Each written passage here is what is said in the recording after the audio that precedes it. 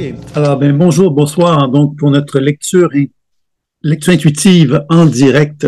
Alors, lors donc de la première et du premier événement, je vous avais présenté d'une façon peut-être plus théorique, évidemment, donc les diverses applications qu'on retrouverait lorsqu'il s'agit donc de découvrir les trois clés permettant donc le développement de la conscience ou l'évolution de la conscience et de quelle façon que ces trois clés-là pouvaient s'appliquer dans la structure énergétique d'un être humain. Alors, vous l'avez sans doute compris que quand on parle de l'aura ou des chakras, on pourrait se dire que c'est de l'ésotérisme, mais la science a permis de mieux comprendre ce que c'était que ces éléments-là un peu ésotériques. On comprend maintenant que l'aura, c'est le rayonnement biolumineux des cellules. Donc, d'une part, c'est intéressant, parce que ça veut donc dire que quand on regarde le champ énergétique d'une personne, on n'est pas simplement en train de regarder un aura, dans le sens ésotérique du terme, on est en train de regarder le rayonnement biolumineux des cellules. Et ça, je pense que c'est quand même quelque chose d'important de comprendre cette réalité-là, et que les chakras, bien évidemment, traditionnellement, les chakras, c'était des structures ésotériques, un peu subtiles, etc., qui est associées souvent au développement de l'évolution d'un être humain, et on comprend aujourd'hui, par le fait que les cellules du corps absorbent et réémettent de la lumière, que les chakras, bien, c'est un ensemble de cellules et que les chakras seraient, selon la tradition, aptes à recevoir certaines énergies subtiles selon le chakra en question. Donc, encore là, ça veut donc dire effectivement que quand on regarde un chakra, ben on regarde un petit peu le reflet d'une certaine qualité énergétique dans une région du corps qui reflète donc la santé de cette région-là, mais également le développement de l'être humain associé, par exemple, au chakra racine, c'est la sécurité et aux instincts. Donc, l'être humain qui est bien à l'aise avec cette dimension-là, ben, a bien développé ce chakra-là, alors que d'autres êtres humains ne pourraient ne pas avoir développé cette région-là parce qu'ils ont eu des traumatismes, etc. Et dans ce sens-là, ça veut donc dire que, attendez, je vais fermer le micro de certaines personnes. Je vais vous demander de fermer votre micro parce que ça va créer justement, ce qu'on veut pas. Voilà, OK. Donc, évidemment, ce qu'on comprend ici, c'est que les chakras, l'aura, ben, c'est donc des structures quelque part subtiles, mais qui reflètent la santé de l'être humain, d'un point de vue physique, énergétique plutôt, et d'un point de vue psycho-émotionnel et même spirituel, puisqu'on sait que les chakras, quelque part, reflètent aussi le développement spirituel d'un être humain. Alors, ça veut donc dire que quand on parle de l'aura et des chakras, on n'est pas en train de parler de quelque chose, le terme peut s'apparenter à quelque chose d'ésotérique, et même de quelque chose de même un peu mystérieux qu'on comprend pas trop. Mais quand on commence justement à gratter un petit peu le sujet et à comprendre qu'est-ce qu'on peut observer, qu'est-ce que ça nous permet de regarder l'aura et les chakras, on comprend bien qu'on parle vraiment d'une réalité terrestre, on parle de l'être humain, en fin de compte, qui nous concerne tous, hein, puisqu'on est tous des êtres humains et qu'on a tous envie, quelque part, de développer un potentiel santé optimal, d'avoir un potentiel psycho-émotionnel le plus équilibré possible, le plus en harmonie possible, développer notre spiritualité, etc. Donc, c'est tout ça, quelque part, que ça permet de mettre en évidence. Je ne sais pas s'il y aurait des questions concernant ce qu'on a fait lors de du premier entretien, qui était donc toute une conférence, et dans lequel on avait pris le temps, donc, de mettre en lumière donc les diverses applications qu'on va explorer aujourd'hui d'une façon peut-être plus présente avec les gens qui sont de la salle, avec certaines personnes de la salle qui vont vouloir se prêter au jeu. Donc, si vous avez des questions, ben, vous allez me le faire savoir tout au long de l'entretien. J'ai le chat qui me permet de voir s'il y a des questions qui sont posées. Et puis, évidemment, s'il y a des questions que vous voulez poser en ouvrant votre micro, vous pouvez le faire aussi dans ce sens-là. Donc, voilà. OK. Donc, alors, si on vient donc avec l'événement, les lectures intuitives en direct, comment on va procéder? Alors, évidemment, je fais des lectures d'âme, moi, souvent à Créance TV. Pour ceux qui ne le savent pas, j'en fais une le 12 mars, dans lequel le thème, ça va être l'amour. Alors, je vous invite, si vous êtes intéressé c'est gratuit, puis c'est très assez sympathique. Je fais des petites lectures intuitives, lectures d'âme, là, qui vont concerner le domaine de l'amour dans ce cas-ci. Mais bon, c'est la première fois qu'on va faire ça avec un thème. Alors, si ça vous intéresse, ça peut être intéressant. Aujourd'hui, ça va pas tout à fait le même concept, puisqu'évidemment, je vais chercher davantage à reprendre les techniques qu'on a vues lors du premier entretien et de chercher à les mettre en application avec des personnes de la salle. Donc, il y aura peut-être des thèmes que les gens auront envie de me donner, mais évidemment, l'idée, ça va être de plutôt reconnaître effectivement que quand on interagit avec un chakra, ben, il se passe des choses et c'est ça un petit peu que je vais essayer d'explorer avec vous. Donc, on me demande si j'ai envoyé l'invitation pour le 12. Non, parce que c'est avec Rhénance TV. Rhénance TV fonctionne d'une façon plus, comment dire, plus dans le flow, comme on dit. C'est-à-dire qu'ils annoncent quelques jours avant l'événement. Je pense qu'il est déjà annoncé peut-être, mais je suis pas sûr qu'il soit déjà annoncé. Il est annoncé assez tardivement et ils ont un lien. Il faut donc simplement s'inscrire sur le lien ou se présenter tout simplement lors de l'événement. C'est comme on le souhaite et comme on le veut. Alors, il ne sera pas annoncé de mon côté. Ben, moi, je vais peut-être l'annoncer à mon newsletter, c'est vrai. J'ai un newsletter, donc le newsletter est envoyé à toutes les gens. Donc, si vous êtes ici ce soir, c'est que vous êtes sans doute inscrit dans le newsletter. Et là, moi, je vais vous envoyer à ce moment-là, vous allez avoir une invitation probablement que ce sera à peu près autour du 11, 10 ou 12, là, parce que c'est sur YouTube, effectivement, oui. Donc, pour aujourd'hui, bien évidemment, on va faire une exploration des techniques qu'on a vues. Donc, vous vous rappelez sans doute que la première technique que j'aurais envie d'explorer, c'est lecture intuitive et déprogrammation de l'élément cellulaire. J'en avais parlé lors du premier événement, lecture intuitive, déprogrammation et soins. Donc, on pourrait commencer avec un premier thème comme ça, qui nous permettrait de reprendre un petit peu le cœur de la pleine conscience intuitive. C'est-à-dire que la pratique de la pleine conscience intuitive repose sur ces trois composantes-là, c'est-à-dire lecture intuitive qui nous permet de nous relier avec la sagesse intelligente qui anime l'énergie d'une personne, déprogrammation qui nous permet d'interagir, de libérer des programmations limitatives, et le soin qui nous permet de rétablir le flot d'énergie. Alors, je ne sais pas s'il y a une personne qui a envie qu'on explore cet aspect-là avec elle. Donc, volontaire, c'est qui ça? C'est Chabelle, si je vois bien, ouais, c'est ça, Chabelle. Donc, est-ce que tu as un thème particulier, Chabelle, que tu aimerais qu'on explore, ou je me lance? Non, je vais juste suivre comme vos questions, je ne sais pas si... Moi, je ne te poserai pas de questions. Moi, je vais faire la démonstration avec toi. Et okay. Toi, par contre, que tu peux donner comme avis, évidemment, c'est de me dire comment tu reçois l'information. Si tu n'as pas de thème, moi, je pensais que ce que je vais observer, tout simplement. Oui, s'il vous plaît. OK.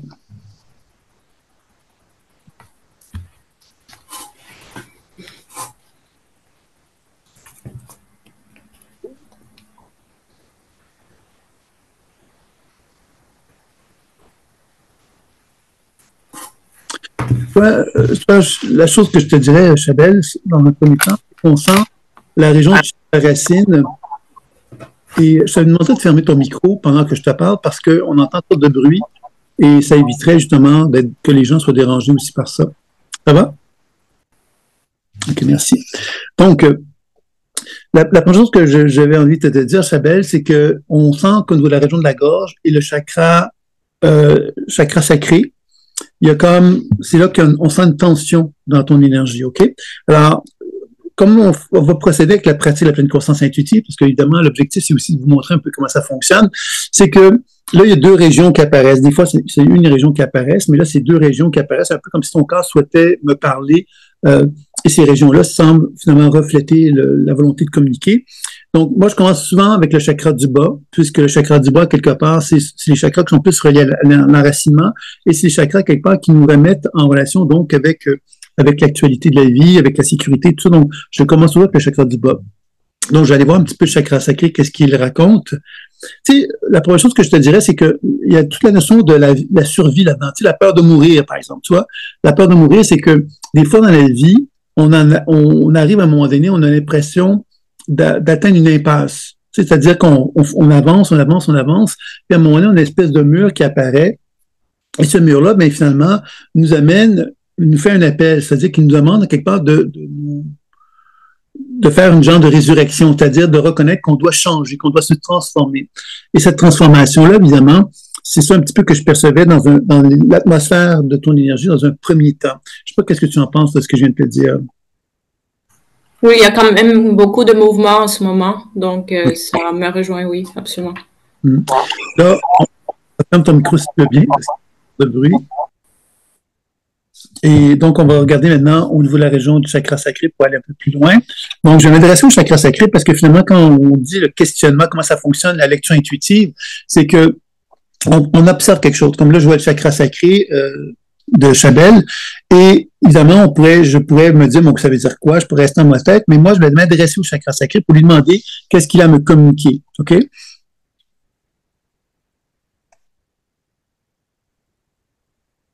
Tu sais, quand on a l'impression d'être tordu dans le sens que, tu sais, par exemple, moi, je suis là, mais quelqu'un qui me demande d'aller à gauche, quelqu'un qui me demande d'aller à droite, puis quelqu'un qui me demande d'avancer, puis quelqu'un qui me demande de reculer en même temps.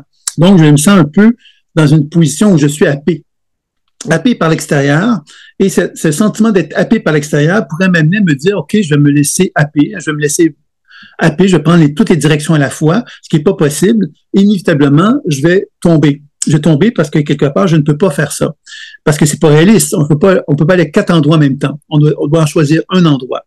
Alors, pour moi, cette forme quand je parlais d'une forme il y a une forme de deuil là-dedans. Le deuil, c'est de devoir choisir, puis de devoir accepter quelque part qu'on ne pourra pas prendre toutes ces directions-là. Et c'est un peu comme si on devait mourir parce que quand on fait un choix, c'est comme si on devait accepter quelque part que le choix que l'on fait va faire que les autres possibilités, les autres potentiels qui existaient n'existeront pas. Et j'ai l'impression que toute ta vie, toi, tu as resté dans cette espèce de confusion, je vais l'appeler comme ça, concernant la possibilité de rester dans l'idée qu'il y avait plusieurs choix, plusieurs possibilités tout le temps. Et là, j'ai l'impression que tu es confronté à devoir davantage faire des choix et que c'est douloureux. Parce qu'inévitablement, ça te met en contact avec le deuil, ça te met en contact avec l'insécurité de la petite fille qui, j'ai l'impression qu'elle a vécu une grande inquiétude en tant que petite fille parce qu'elle avait l'impression qu'elle devait constamment faire des choix devant plein de possibilités puis qu'elle n'arrivait pas à les faire. Donc, elle est restée dans une espèce de position de panique. La position de panique entretenait l'idée qu'elle ne faisait pas de choix.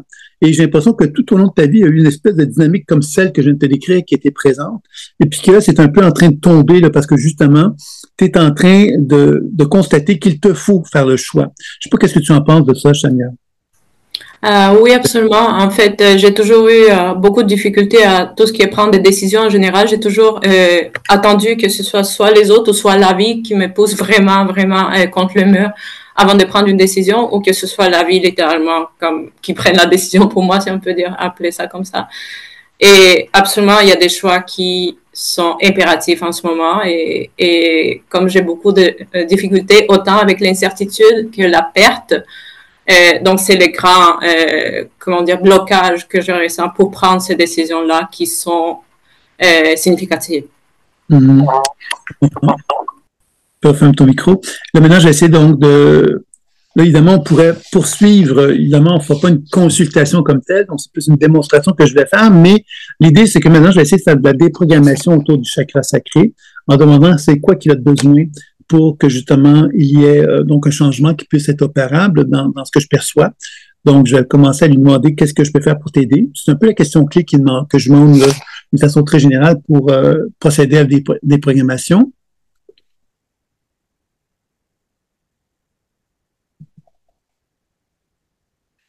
La première chose que je sens quand je demande qu'est-ce que je peux faire pour t'aider, c'est le désistement. C'est comme si je te voyais, toi, Chabelle, te désister. Oh non, moi je veux pas, quelque part, j'ai rien de besoin, comme un désistement, comme une espèce de fuite, tu vois, comme si on avait peur, quelque part, de l'engagement. Parce que l'engagement, c'est que quand je te demande qu'est-ce que je peux faire pour t'aider, ben si ton corps me répond, c'est qu'à quelque part, il y a une forme d'engagement qui est effectuée. Donc, on voit ici qu'il y a une certaine inquiétude à l'engagement. Et évidemment, pour moi, c'est comme une façon que ton corps a de me demander quelque chose. Hein, c'est-à-dire que le fait que tu aies peur de l'engagement, ben, c'est ce que je vais te donner, justement. Puis, on va voir qu'est-ce que ça va donner. Alors, comment je vais faire pour donner de l'engagement d'un point de vue à quelqu'un, au chakra sacré de Chabelle?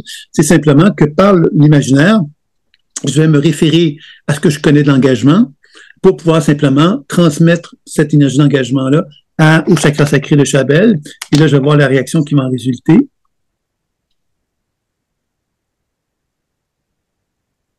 Donc, j'utilise simplement le pouvoir de l'imaginaire pour utiliser comme un véhicule qui me permet d'envoyer donc l'engagement au chakra sacré de Chabelle.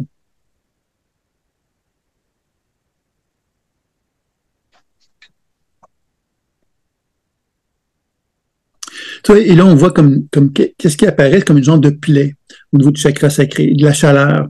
Et ce que je sens finalement, c'est cette notion d'une femme qui se met à crier très, très fort, qu'elle en a assez, et il y a comme une forme de maturité qui prend forme à ce moment-là. Pour moi, la maturité, c'est de reconnaître finalement que tout ce qui est flou, tout ce qui est ténu, tout ce qui n'a pas de solidité, tout ce qui n'a pas de rigueur, qui n'a pas de cadre finalement, ne mérite pas quelque part qu'on y porte attention.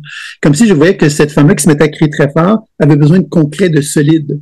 Donc, c'est un peu comme si elle voulait toucher les murs d'un espace dans lequel elle se trouve pour mettre en lumière qu'elle a besoin de solide, elle a besoin de ce mur-là, elle a besoin de l'autre mur aussi, parce qu'elle a besoin de sentir du concret. Alors, dans un contexte relationnel, par exemple, quand on parle de concret, mais quelqu'un qui me dit « je t'aime », mais finalement qui me montre pas concrètement, il ne me répond pas à tous mes besoins concrets qui sont reliés à la sécurité tangible et matérielle, bien, quelque part, cette personne ne répond pas à ces besoins-là. Tu vois? J'ai l'impression qu'il y a une volonté de te ramener à te dire, ben moi, ce que je veux, c'est du concret. Moi, je veux pas quelque part du vent, je veux pas quelque part de la poésie, je veux pas quelque part des choses qui ne répondent pas à une concrétisation de quelque chose de concret, de démonstratif concret. Qu'est-ce que tu en penses de ça, Chabelle? Oui, vous avez bien saisi. La première partie, ce que vous disiez, le désistement, je dirais que c'est parce que pour une bonne partie de ma vie, je me vidais beaucoup dans l'autre. J'avais besoin d'être contenue. Donc maintenant, puis j'étais contenue par plusieurs personnes qui avaient chacune un rôle différent selon ce que la personne était, le genre de relation aussi. Mais maintenant, c'est comme une phase de ma vie où j'essaie de me contenir moi-même. Donc, le désistement que vous avez pu constater rationnellement, je peux l'expliquer par le fait que j'essaie de m'auto-valider au lieu de chercher cette validation à l'externe. C'est un méga changement pour moi. C'est la première fois en 40 ans, littéralement. Et pour ce que vous avez dit, pour le concret, absolument, parce que je vivais dans ma tête et j'ai vécu dans ma tête une bonne partie de ma vie avec beaucoup d'idéalisation, de projection. Et maintenant, justement, si je me pose toujours la question, c'est quoi les faits, le vrai? Et donc, j'ai absolument, comme vous dites, besoin de sentir que c'est réel, tangible et pas juste. J'écris aussi beaucoup, donc je suis vraiment beaucoup dans tout ce qui est imaginaire. Mais je suis à une étape de ma vie où ça me prend du concret, comme vous dites, absolument. Donc, tout a résonné. Oui, c'est bien. OK, donc là, on va faire l'étape où je vais créer maintenant un lien entre le chakra sacré et le chakra de la gorge. Parce qu'au tout début, j'ai dit qu'il y a les deux régions qui étaient impliquées. Donc, je me dis que ce serait une belle façon de conclure là, que de chercher à rétablir la circulation entre le chakra sacré et le chakra de la gorge. Alors, on voit que dans le chakra sacré, il y a donc une énergie plus adulte qui a pris forme, qui dévoile à quelque part son besoin. Son besoin, c'est du concret, c'est du tangible, c'est un engagement dans lequel elle se sent en sécurité. Et je vais donc utiliser cette énergie-là pour voir de quelle façon qu'elle se relie à la région de la gorge maintenant. Et je vais te dire qu'est-ce qui se passe quand je fais ça, moi, de mon côté. Alors, comment je vais faire ça? Évidemment, encore, je pourrais utiliser mes mains, mais là, ça c'est pas pertinent. Donc, j'utilise simplement ma pensée pour justement rétablir le mouvement entre le chakra sacré et le chakra de la gorge de Chabelle.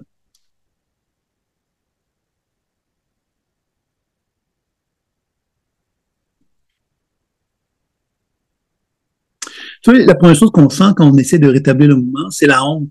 Comme ça, quelque part, tu ne voulais pas te regarder, tu ne voulais pas te voir, parce que ça met en évidence le fait que, tu sais, quand on dit quelque part, je suis opportuniste, par exemple. Ben, opportuniste, ça veut dire quoi? Ça veut dire que, par exemple, dans un contexte relationnel, ben, je choisis quelqu'un qui va m'apporter le mieux. Si j'ai 4 choix, par exemple, ben, le mieux, c'est qui? C'est qui va m'apporter le mieux? Je pourrais être honteuse de me dire, mais je suis calculatrice, je suis en train de voir qu'est-ce qui va m'être le plus profitable. Et quand on y pense, ben, tous les êtres humains ont un peu cette façon de penser. C'est-à-dire qu'on a tous le désir d'un monde meilleur. Donc, on ne va pas se retrouver avec le pire choix. On va essayer de quand même choisir en général le choix qui va nous apparaître le plus approprié pour finalement répondre à nos besoins. Et dans ce sens-là, évidemment, l'idée de cette honte-là, je sens, mais c'est évidemment tout relié à cette romance qui est en toi. C'est-à-dire que toi, tu es une femme romantique, en tout cas une forme de romantisme, puis une forme de côté un peu déconnecté de la réalité terrestre. Alors, quand on est romantique, on est déconnecté de la réalité terrestre, bon, quelque part, on veut vivre d'eau pure et d'eau fraîche, et d'amour, je sais plus comment on dit ça, d'amour pur d'eau fraîche, je pense que c'est ça. Alors, ça veut donc dire quelque part que tout est gratuit, puis on n'est pas du tout dans la relation de la matière dans ces conditions-là. Et évidemment, la honte, c'est d'avouer à quelque part qu'on n'est plus cette femme-là qui vit d'amour pur et d'eau fraîche, mais qui commence à dire, ben non, moi, je veux une maison. Tu sais, je veux une maison, je veux pas d'amour. L'amour pur, oui, c'est bien. L'eau fraîche, c'est le fun aussi, mais j'ai envie d'avoir une maison en plus de ça. Moi, j'ai envie à quelque part de quelque chose de concret, de tangible, qui me sécurise, qui m'apporte quelque chose. Et je pense que c'est là, effectivement, qu'il y a une révélation en toi, quelque part, c'est la révélation de la femme qui reconnaît qu'elle ne peut plus continuer à se raconter des histoires. Quand je dis cette femme-là qui se racontait des histoires, c'est la femme poète.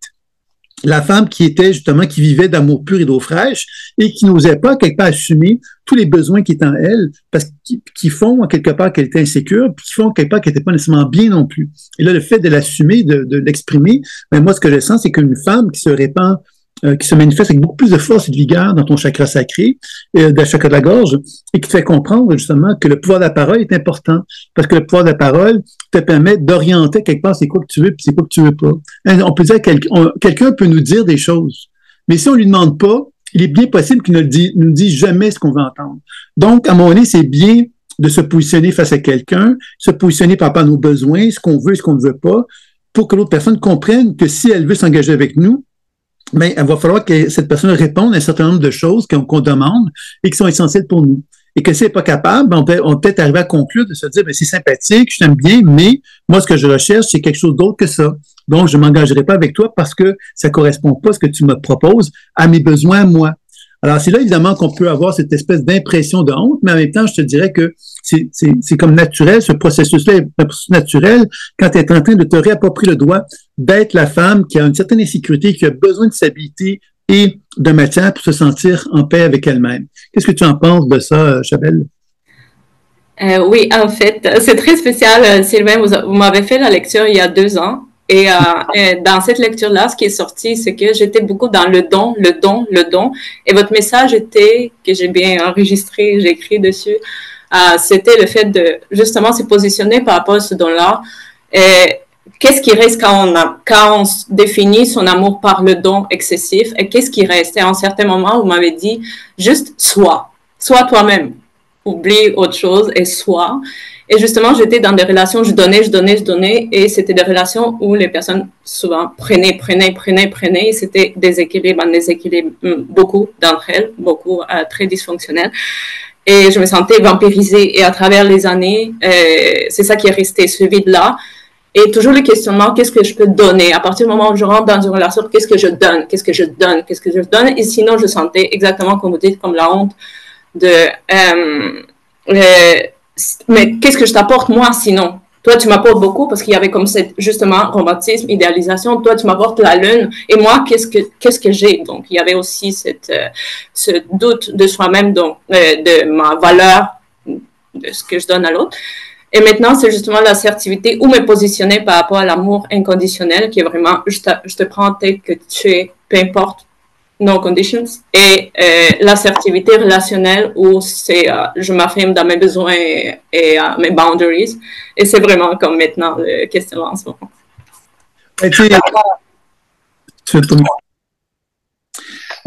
Ce que je te dirais qui est assez clair là-dedans, dans ce qu'on vient de voir, hein, parce que je veux te dire simplement, je vais te répéter un peu ce que je viens de voir pour répondre à ta question, parce que finalement, dans ce que j'ai vu, il y a la réponse. C'est-à-dire que la femme égoïste n'est plus... Elle a le don de soi, tu l'as. C'est pas un problème. C'est quelque chose de naturel pour toi. C'est ta force et ta faiblesse. Parce que quand on a cet aspect naturel de donner, la première chose qu'on va faire, c'est quoi? Ben, c'est de donner, puis on réfléchit pas. Donc, c'est naturel. Et si on le fait envers des personnes qui arrivent avec leur gros sac et qui veulent tout prendre qu'est-ce qu'on leur donne et qui ne sont pas prêts à nous donner en échange, ben, on va donner, puis on va être perdante. Donc, à un moment donné, on doit se comprendre que c'est bien que je sois quelqu'un de très généreuse, mais que pour que je sois heureuse, il me faut quelqu'un qui est capable de me contenir cette générosité-là dans quelque chose qui me construit. C'est-à-dire que quelqu'un qui est très généreux, qui rencontre quelqu'un qui est très généreux, et que cette personne-là est très généreuse, mais elle est capable de contenir ta générosité pour construire quelque chose avec elle. C'est-à-dire, par exemple, j'en vais avec l'idée de la maison, pour donner un exemple très concret. moi, je peux être très généreux, tu peux être très généreux, puis on peut être pauvre jusqu'à la fin de nos jours parce qu'on est très généreux, puis on calcule pas, puis on réfléchit pas. Mais on peut également se retrouver avec quelqu'un qui a une contenance, c'est-à-dire qui a compris à quelque part comment la matière fonctionnait, puis comment il pouvait donner à la matière un sens de l'existence. Puis à ce moment-là, ben toi, ben tu deviens quelque part quelqu'un qui se sent accueilli, elle était généreuse, mais tu es généreuse envers quelqu'un qui va être généreux, mais qui est capable de te contenir cette générosité, puis lui donner une direction, puis une orientation qui va faire que vous allez construire ensemble quelque chose dans lequel ta sécurité va être reconnue, tes besoins de stabilité vont être reconnus aussi. Tu comprends un peu ce que je veux dire ou pas? Oui, absolument, absolument. Et donc, c'est ce que vous avez appelé la dernière fois une responsabilité ou un amour plus équilibré, une responsabilité affective.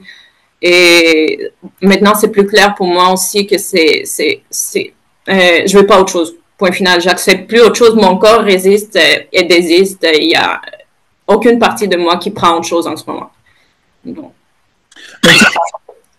Ce que je te dirais, c'est que la générosité, quelque part, comme je te dis, ben, c'est un temps. À un moment donné, on peut être généreux, puis quand on se rend compte qu'on donne, puis que les gens prennent, on se dit, ben, j'en ai ras-le-bol. Et c'est là, quelque part, qu'on change. Et je pense que tu es dans ce processus de mutation. Et maintenant, il suffit que tu sois attentif, justement, à l'idée de, OK, moi, je suis prêt à donner, mais quelque part, je suis prêt à donner dans quelque chose qui va me donner un cadre dans lequel je vais pouvoir m'épanouir en tant que femme. Et c'est là que le cadre, c'est la matière. Donc, l'idée de la maison, c'est l'exemple que je donne, parce que l'exemple d'une maison, c'est de dire, ben voilà, moi, je suis une femme, je veux un homme qui a une maison. On va dire ça de même, OK? Alors, une maison, mais c'est quoi? Mais c'est un espace de sécurité dans lequel moi, je peux pouvoir pénétrer dans la maison, puis me dire, ben tiens, je me sens en sécurité avec cette personne parce que je peux être généreuse, mais je me sens dans une position où, à quelque part, je me sens accueilli dans cette générosité-là, parce qu'à quelque part, cette personne-là me donne à quelque part ce dont j'ai besoin, c'est-à-dire cette sécurité, cette stabilité dont j'ai besoin. Alors, je pense que c'est vraiment là-dessus que tu vas te diriger maintenant. Ça va aller avec ça, Chabelle? Oui, absolument. Merci beaucoup encore une fois. Merci. Donc, ça, c'était la première démonstration que je voulais faire qui concernait donc lecture intuitive, déprogrammation et soins. Alors, évidemment, c'est des questions, des interrogations sur le procédé. C'est le temps de les poser puisque je suis là et que vous êtes là et que on peut donc je peux préciser des choses par rapport à ça. Donc ça c'était la première intervention que j'avais envie de faire avec vous. La deuxième, bien évidemment, ça serait de soigner, de traiter les chakras. J'irais peut-être avec une première façon de procéder qui serait donc l'ouverture et la fermeture d'un chakra. Et puis, on va commencer avec ça. Puis, je mettrai de la couleur également pour faire un petit peu, pour faire un petit élément de plus. Puis, peut-être une circulation rotatoire avec ça. Donc, on fera trois petites techniques pour montrer un petit peu comment ça fonctionne. Est-ce que quelqu'un voudrait se prêter au jeu pour ce deuxième exemple-là?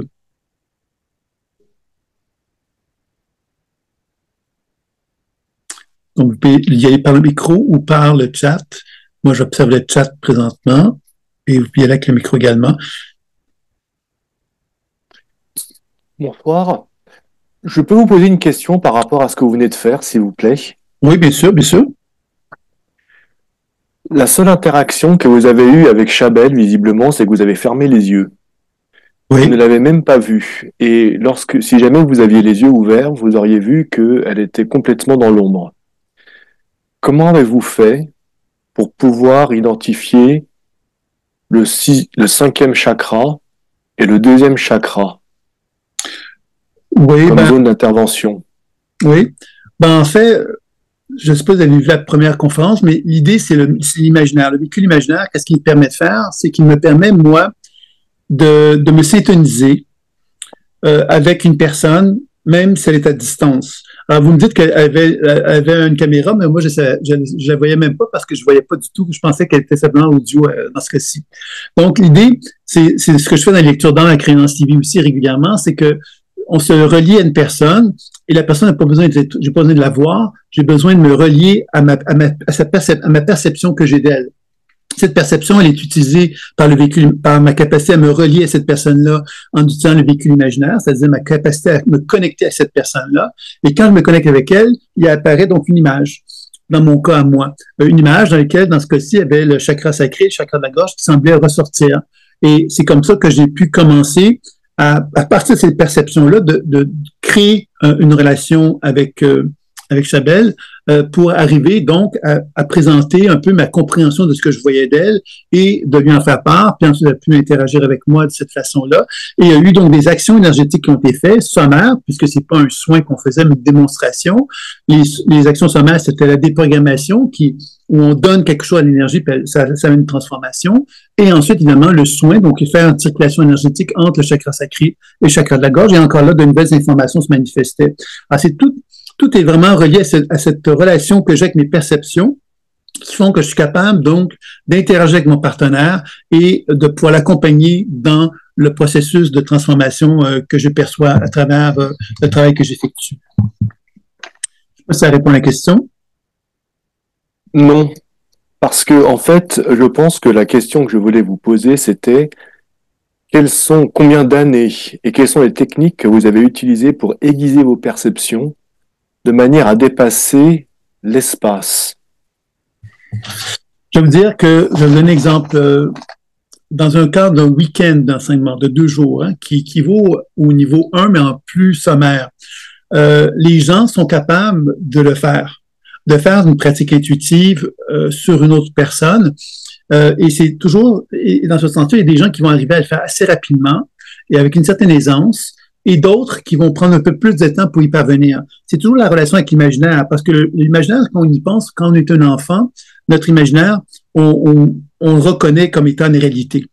Et plus on vieillit en tant qu'adulte, et plus on se éloigne de notre imaginaire, parce qu'on le reconnaît comme étant quelque chose, effectivement, de fictif, de faux, etc. Dans la pratique de la pleine conscience intuitive, on reconnaît que l'imaginaire, on se préoccupe pas à savoir s'il est fictif ou il est faux. On se préoccupe à savoir de quelle façon que mon imaginaire peut m'être utile pour déplacer ma conscience en moi ou vers un partenaire ou vers la vie ou des choses comme ça. Et c'est comme ça qu'on va arriver à apprivoiser cet apprentissage-là qui pour moi est comme une langue. L'intuition est comme une langue. Et cette langue-là, quelque part, à l'intérieur d'un week-end ou à l'intérieur du niveau 1 de la formation certifiante que je propose, on arrive à développer les bases, lecture intuitive, déprogrammation et soins, tant sur soi que sur un partenaire pour parvenir à le développer. Il y a des gens qui vont, évidemment, plus on va élargir notre palette de couleurs, par exemple en allant établir la relation avec les chakras et l'aura, on élargit notre palette de couleurs, on élargit notre vocabulaire aussi intuitif, ce qui veut nous dire qu'on va augmenter notre habileté intuitive pour être capable de pouvoir interagir avec cet univers-là et de pouvoir justement le faire parler davantage. Parce qu'évidemment, le processus intuitif se fait à travers ce genre d'interaction-là. Et un des pièges de l'intuition, c'est quand on dit, par exemple, je regarde l'aura et je dis à quelqu'un, mais ton aura, quelque part, est déséquilibrée. Alors, quand on a cette expression-là, ben, on pourrait dire, ben, ça s'arrête là, et la personne est déséquilibrée, puis alors que finalement, l'idée de déprogrammation, c'est de comprendre que par l'imaginaire, on peut déjà interagir immédiatement avec cette énergie qu'on dit déséquilibrée pour créer un mouvement qui la rétablit, qui l'équilibre. Et qu'en faisant ça, on a des informations qui indiquent clairement le chemin à suivre pour que notre partenaire puisse évoluer, progresser. Et c'est ça, quelque part, qui est intéressant à bien comprendre, c'est qu'on se rapproche vraiment de toutes les grandes théories de la physique quantique qu'on reconnaît de plus en plus à la mode actuellement, parce qu'effectivement, dans cet univers-là, ben, c'est un univers qui répond justement à cette rapidité de la même façon. Alors évidemment, donc, moi je pense que si vous n'avez pas vu la première conférence, la conférence, elle vous présentait justement un petit peu les techniques sans les détailler, puisque c'est plus une expérience à quelque part pour arriver à développer ces habiletés-là. Et je dirais que une des choses que moi j'ai observé, c'est que la pratique est essentielle. C'est-à-dire que quelqu'un qui suit un week-end de 2 jours, j'ai vu après 2 jours d'enseignement, moi, des gens qui se sont mis à pratiquer et à le faire. Moi, je leur ai pas donné l'autorisation, ils m'ont pas demandé l'autorisation, ils se sont mis à se dire, ben voilà, moi, je me sens en confiance, je me sens capable, je le fais. Alors que d'autres gens vont faire des formations plus avancées, puis ils vont se sentir un peu plus dans le doute parce qu'ils ont besoin de se rassurer, de se réconforter, de développer la foi envers l'outil. Donc, il y a un rythme à chacun, mais je dirais qu'en l'état de 6 mois, qui est la formation certifiante, on peut arriver certainement à développer des habiletés d'une façon satisfaisante pour être capable de pouvoir justement comprendre de quelle façon qu'on peut utiliser l'intuition, la déprogrammation, les soins pour arriver à développer une habileté de plus en plus importante. Est-ce que ça répond un peu à la question? Il y a quelqu'un qui me dit ici, c'est Isabelle, qui me dit, j'en profite pour te remercier pour le partage de ton livre de messager. Il répond si bien à la question. Donc, peut-être que ça peut être intéressant de Je ne sais pas si vous avez reçu ce livre-là, Le Messager, mais c'est un livre parce qu'il était associé aux deux conférences. Lorsque les gens s'inscrivaient, vous aviez normalement un accès à la version PDF du livre Le Messager, qui est un petit livre réel, hein, qui est celui-ci, qui est donc un petit livre, mais un petit livre que moi j'ai beaucoup aimé écrire, puis que les gens m'ont toujours donné de très bons commentaires, puis qui présente un petit peu la méthode d'une façon un peu différente que dans la pédagogie, parce qu'il y a un livre qui s'appelle également Décollage intuitif et soins psycho-énergétiques. Ça, c'est une vieille édition, mais c'est un livre également qui vous présente 25 leçons pratiques pour développer la méthode et dans lequel vous apprenez à découvrir comment elle fonctionne. Mais l'essentiel, c'est que c'est un jeu imaginaire. Il faut pas chercher une midi à 14 heures. Puis je pense que souvent, on a l'impression que les soins intuitifs, etc., c'est relié à quelque chose de troisième œil, bon, toutes sortes de trucs compliqués, mais que finalement, c'est vraiment le véhicule imaginaire qui nous permet de le développer. Et que dans ce sens-là, bien évidemment, en étant d'un laps de temps assez court, on arrive à comprendre les méthodes.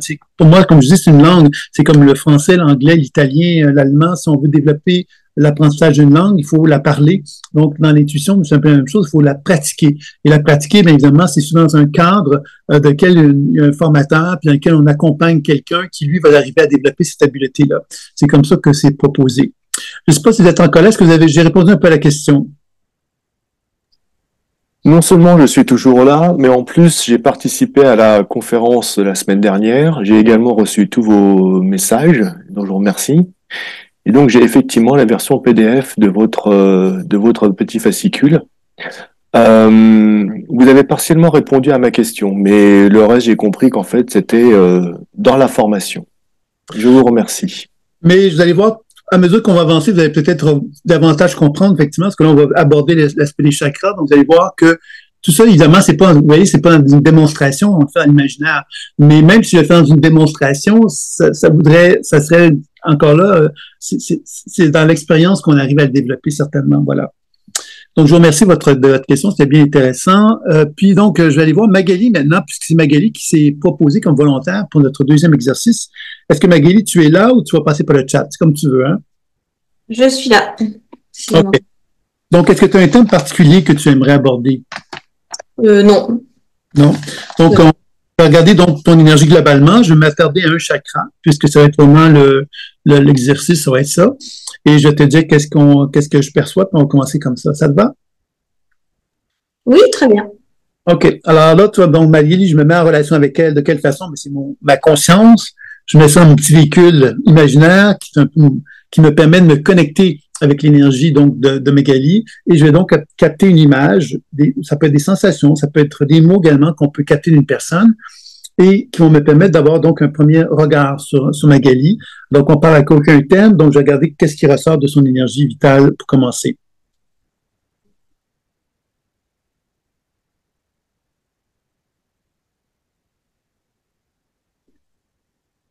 Alors, toi, Magali, la première chose que j'observe, c'est le chakra couronne. Alors, le chakra couronne, c'est vraiment le sommet de la tête, c'est le chakra le plus élevé.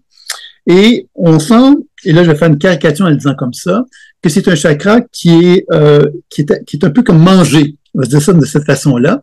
Alors on va explorer maintenant pourquoi que j'ai cette perception-là de cette région-là. Mais évidemment, ça touche à quelque part le questionnement existentiel, un peu le manque de foi. On peut se douter constamment de soi-même. Et c'est ça un peu que je sens dans un premier temps de toi au niveau de chakra couronne. Je sais pas qu'est-ce que tu en penses de ça pour commencer. Oui, je ressens pas forcément le manque de foi, mais ça me parle, oui. Et par contre, j'ai souvent des sensations au-dessus de la tête. Je sais pas si ça peut. OK. Mais ce que je te disais, c'est un peu comme quelqu'un qui est dans un doute perpétuel. Moi, c'est comme ça que je le décriais. Mais on va maintenant aller voir l'aspect d'ouverture et fermeture du chakra couronne pour commencer. Donc, vous voyez, c'est que là, on pourrait faire lecture intuitive des programmations et soins comme on l'a fait tout à l'heure, mais là, on va aborder vraiment l'aspect chakra. On va plus interagir avec lui pour voir comment il va répondre au mouvement que je vais interagir avec lui. Donc, l'ouverture et fermeture, comment on fait ça? Mais c'est ouvrir et fermer un chakra. C'est dans le sens que, encore là, c'est toujours par le biais de notre imaginaire qu'on va le faire. Dans la pratique, dans l'enseignement, comment on fait ça? C'est qu'on le fait sur soi et ensuite on le fait sur un partenaire. Alors, dans ce sens-là, pourquoi on le fait sur soi? Mais parce qu'on veut développer un langage intuitif et pour qu'on soit capable de développer ce langage intuitif, on doit d'abord comprendre comment il fonctionne en nous pour être capable ensuite de l'aborder sur quelqu'un. Alors, donc, on le fait sur soi, puis à partir de là, on peut l'appliquer sur quelqu'un d'autre. Alors, moi, j'ai donc créé cette ouverture-fermeture au niveau du chakra couronne de Magali.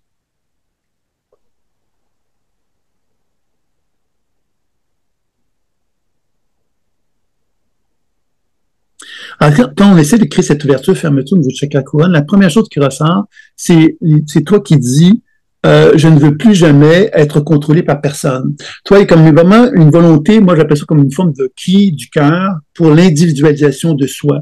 Je ne veux plus être influencé par quelqu'un, par l'extérieur, donc je ne veux plus à quelque part qu'on vienne me dire comment je dois être, comment je dois faire. Toi, c'est un peu comme ça que je sens ça dans un premier temps. Qu'est-ce que tu en penses de ça, Magali? C'est absolument ça, oui. Oui, oui. D'accord. Donc, tu vois, ça, on pourrait évidemment continuer le moment d'ouverture et fermeture pour le rendre encore plus équilibré. Je vais peut-être le faire un peu, puis j'ai amené la notion de couleur. Hein, la couleur, mais comment on va faire ça? C'est que le chakra couronne, c'est la couleur or, c'est contestable, mais dans ce cas-ci, c'est la couleur or que je vais utiliser. Bien sûr que, et je vais te dire comment je vais percevoir comment ça va se manifester dans le chakra. Encore là, ça va être par le biais de l'imaginaire, encore une fois. Je vais simplement imaginer que je vais amener de la couleur or dans le chakra et je vais voir comment tu vas réagir. Parce que c'est ça qui est le plus important. C'est pas tellement d'apporter la couleur dans le chakra, mais c'est de voir comment la personne réagit, comment le chakra réagit. C'est comme ça qu'on arrive justement à comprendre davantage ce que l'on fait dans un travail comme celui-là.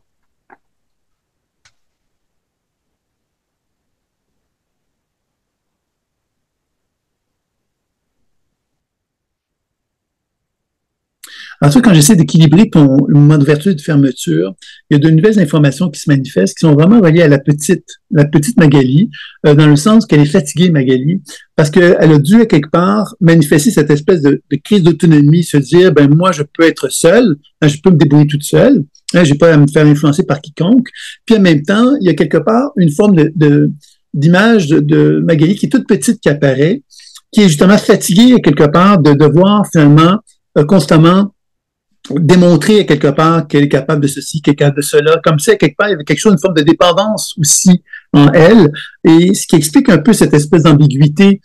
Comment je dois être? Est-ce que je dois me tenir debout et être indépendante, ou est-ce que je dois dépendre de tout le monde, un peu, comme si je dois être influencé par tout le monde, comme s'il y avait une espèce de position un peu incertaine chez Magali par rapport à cette circulation-là, puis que quand on rétablit le mouvement, par rapport à cette petite fille qu'on voit qui est un peu dans cette espèce de position de fatigue, qu'est-ce qui va apparaître? C'est que alors cette petite fille-là, justement, pour aller plus loin dans la compréhension des choses, c'est qu'on est parti chakra couronne, et quand j'ai équilibré le mouvement d'ouverture et fermeture, Magali est devenue une petite fille qui s'est retrouvée dans ses jambes, et dans le bassin, et dans le chakra sacré. Donc, une espèce de mouvement qui nous ramène vers le sol, et qui nous ramène vraiment à cette envie, quelque part, de reconnaître qu'on a le désir maintenant de se donner la permission d'exister pour soi. Puis que cette existence pour soi, ben, à quelque part, elle n'est pas si facile que ça parce qu'elle implique qu'on est obligé de s'affranchir de d'autres êtres humains. Et que ça amène donc des pleurs, en quelque part, la petite fille du bas du corps, hein, parce qu'elle, elle voudrait finalement se garder contact avec des gens, garder un lien très étroit avec les gens, et qu'elle se rend compte qu'elle est obligée, quelque part, de lâcher prise à ce sujet-là. Qu'est-ce que tu en penses, toi, de Magali, de ça? Oui, ça me parle beaucoup. Oui. Ouais. Donc là, on va passer à l'étape de la couleur pour essayer de voir comment on peut équilibrer le chakra couronne avec la couleur dorée.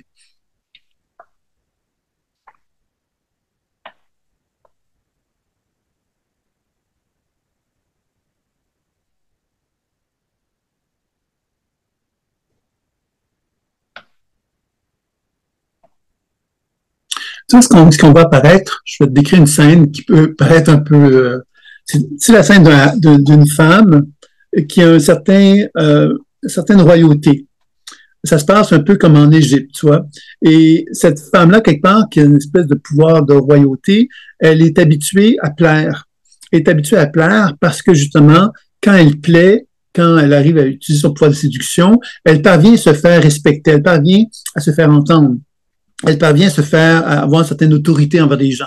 Parce que la séduction lui permet de constater que ça lui apporte cette possibilité-là de se faire vraiment respecter. Puis en même temps, ce qu'on sent, c'est que cette femme-là s'est faite prendre à son jeu. C'est-à-dire qu'à force de vouloir plaire, elle est devenue finalement désireuse d'être aimée des gens. Donc, elle a perdu cette forme de pouvoir qu'elle avait. Et j'ai l'impression que Magali, ce que tu dois apprendre, justement, c'est de te réapproprier le droit à quelque part d'être cette femme, on va l'appeler comme ça, séductrice, tout en ayant la capacité justement de comprendre que ta séduction est un pouvoir. Toi, ton pouvoir, c'est de séduire, pas pour te faire happer par le fait que tu vas être aimé par l'autre, mais que tu comprennes que c'est un pouvoir. Et ce pouvoir-là, tu dois apprendre à le gérer pour ne pas sombrer justement dans la perte de pouvoir que tu pourrais avoir si tu devenais trop désireux d'être aimé par l'autre. Je sais pas qu'est-ce que tu en penses de ça, Magali.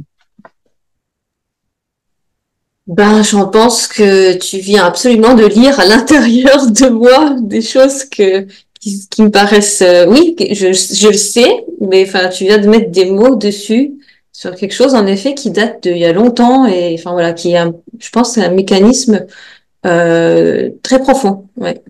Mm-hmm. Et moi, ce que je te dirais, bien évidemment, c'est que on va donc ce mécanisme-là c'est une indication quelque part qu'il y a une forme de maturité, je te dirais ça comme ceci, qui est en train de voir le jour en toi. Cette maturité-là, évidemment, toi, ton rôle, moi, mon rôle, c'est de donner ces informations-là. Toi, ton rôle, c'est de prendre ces informations-là, puis de chercher justement à poursuivre ce travail-là pour amener justement cette femme séductrice qui, à quelque part, reconnaît que son pouvoir de séduction n'est pas là pour manipuler les gens, mais est là pour manifester une certaine puissance de savoir. Quand on sait ce qu'on veut, on peut l'obtenir. Et la séduction est une arme, entre autres. Et cette arme-là, quelque part, j'ai l'impression que tu as à apprendre justement à l'utiliser d'une bonne façon, si tu veux, par rapport à ça, parce qu'évidemment, c'est ça ta peur, j'ai l'impression, c'est que tu as peur d'utiliser cette force-là parce que tu vas te faire happer par les gens, c'est-à-dire que les autres vont arriver à t'amener dans leurs univers, et c'est ça que tu crains, là, et c'est ça, je pense qu'il va falloir plutôt cette espèce d'équilibre que je viens de te nommer. Donc là, on va essayer maintenant de passer à l'étape de la circulation rotatoire du chakra, couronne,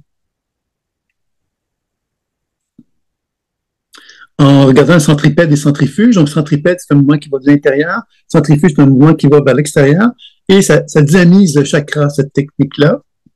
Ça nous permet de voir justement quelle est la tendance des deux mouvements qui ressortent le plus dans le chakra en question. Donc, je vais commencer avec le centripède.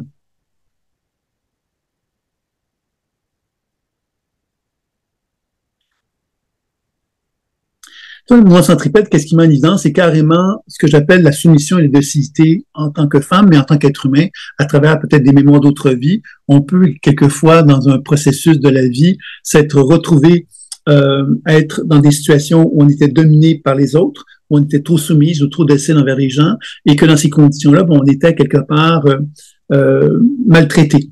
Parce que les gens, quelque part, avaient le pouvoir, justement, de faire ce qu'ils voulaient avec nous. Alors, ça, c'est quelque chose, évidemment, qui est une peur qui est en toi.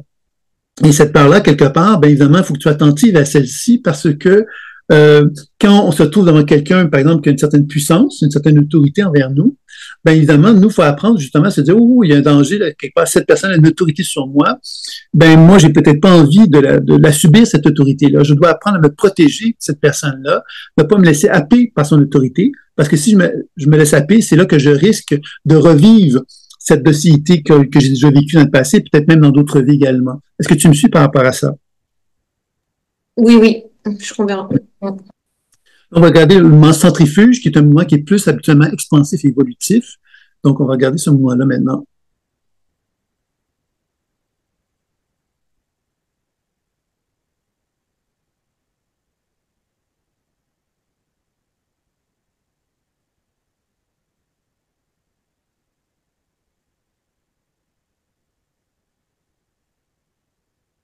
Ça, c'est un peu comme si on voit que dans le mouvement centrifuge, il y a quelque chose un petit peu de limité, parce qu'on voit quelque part qu'il y a une volonté de dire, je veux pas être dominé, je veux pas qu'on me contrôle, puis en même temps, on sent bien quelque part que quelque chose, l'étape future, pour moi, c'est de dire non. Tu sais, quand on dit non à quelqu'un, c'est-à-dire qu'on se réapproprie le pouvoir de dire à quelqu'un qui a une autorité sur nous, de dire non, je n'accepte pas quelque part ce que tu me demandes ou ce que tu veux de moi, et on risque de perdre la personne.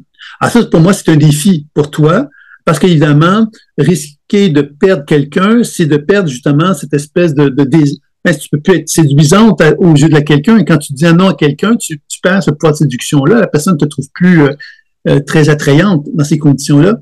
Puis j'ai l'impression que c'est ça qu'on sent, le mouvement centrifuge, cette envie, quelque part quand même, de devoir assumer le fait qu'il y a en toi une femme de pouvoir, comme ça je vais l'appeler, et que cette femme de pouvoir-là, elle doit dire non à toute forme de situation où des gens essayent de l'amener dans une forme de soumission ou docilité. Et que, à quelque part, c'est pas facile de faire face à des pressions extérieures, puis être capable de s'imposer face à ça, mais j'ai l'impression que c'est quand même ça qu'on sent qui a envie de s'exprimer chez toi à ce niveau-là. Qu'est-ce que tu en penses? Oui, je pense que j'ai une envie d'affirmation, mais que souvent je me retrouve à pas oser peut-être vraiment exprimer ou être moi-même effectivement par peur de déplaire ou voilà quelque chose comme ça. Mm. Ouais, puis c'est sûr qu'on voit quelque part, j'essaie de rétablir un peu plus le mouvement centrifuge, puis je vais te dire qu'est-ce qui se passe à ce moment-là.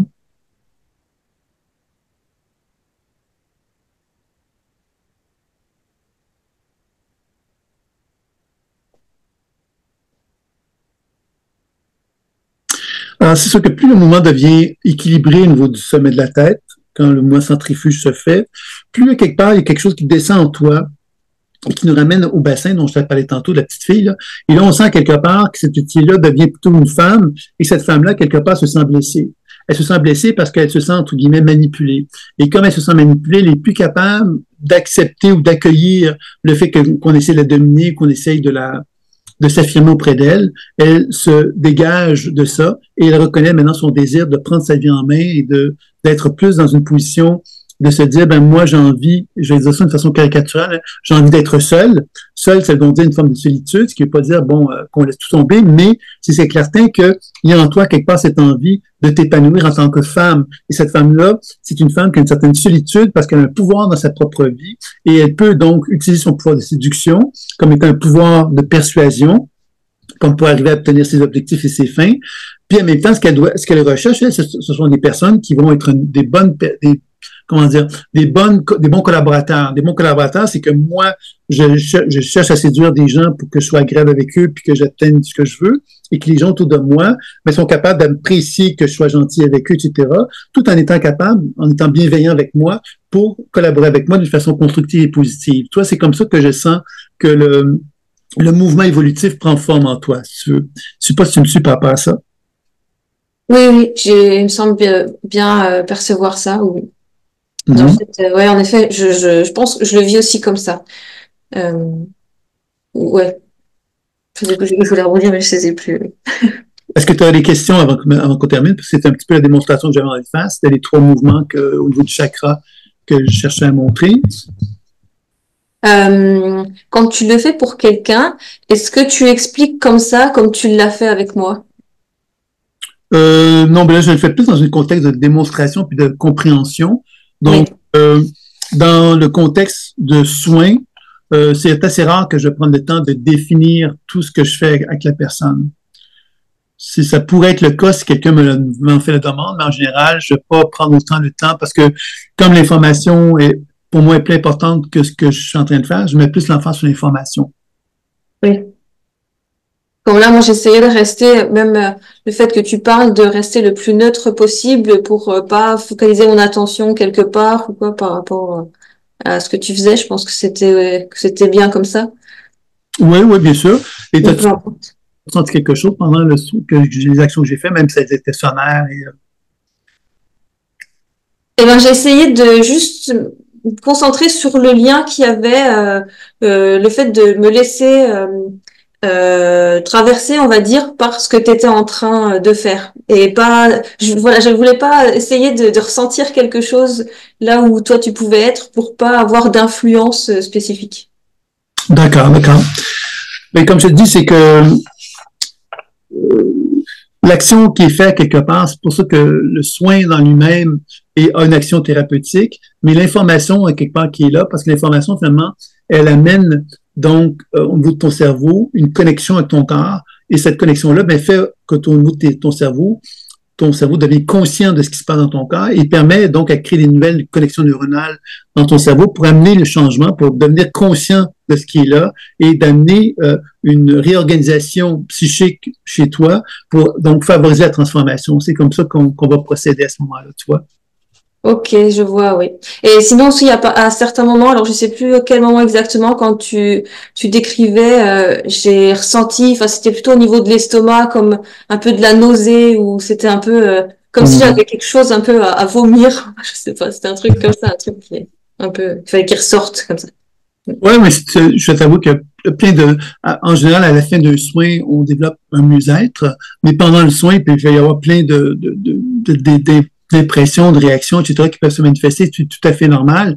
Puis c'est même souhaitable, en fin de compte, parce que ça veut dire quelque part qu'on n'est pas fait complètement, on n'est pas complètement figé dans quelque chose, hein.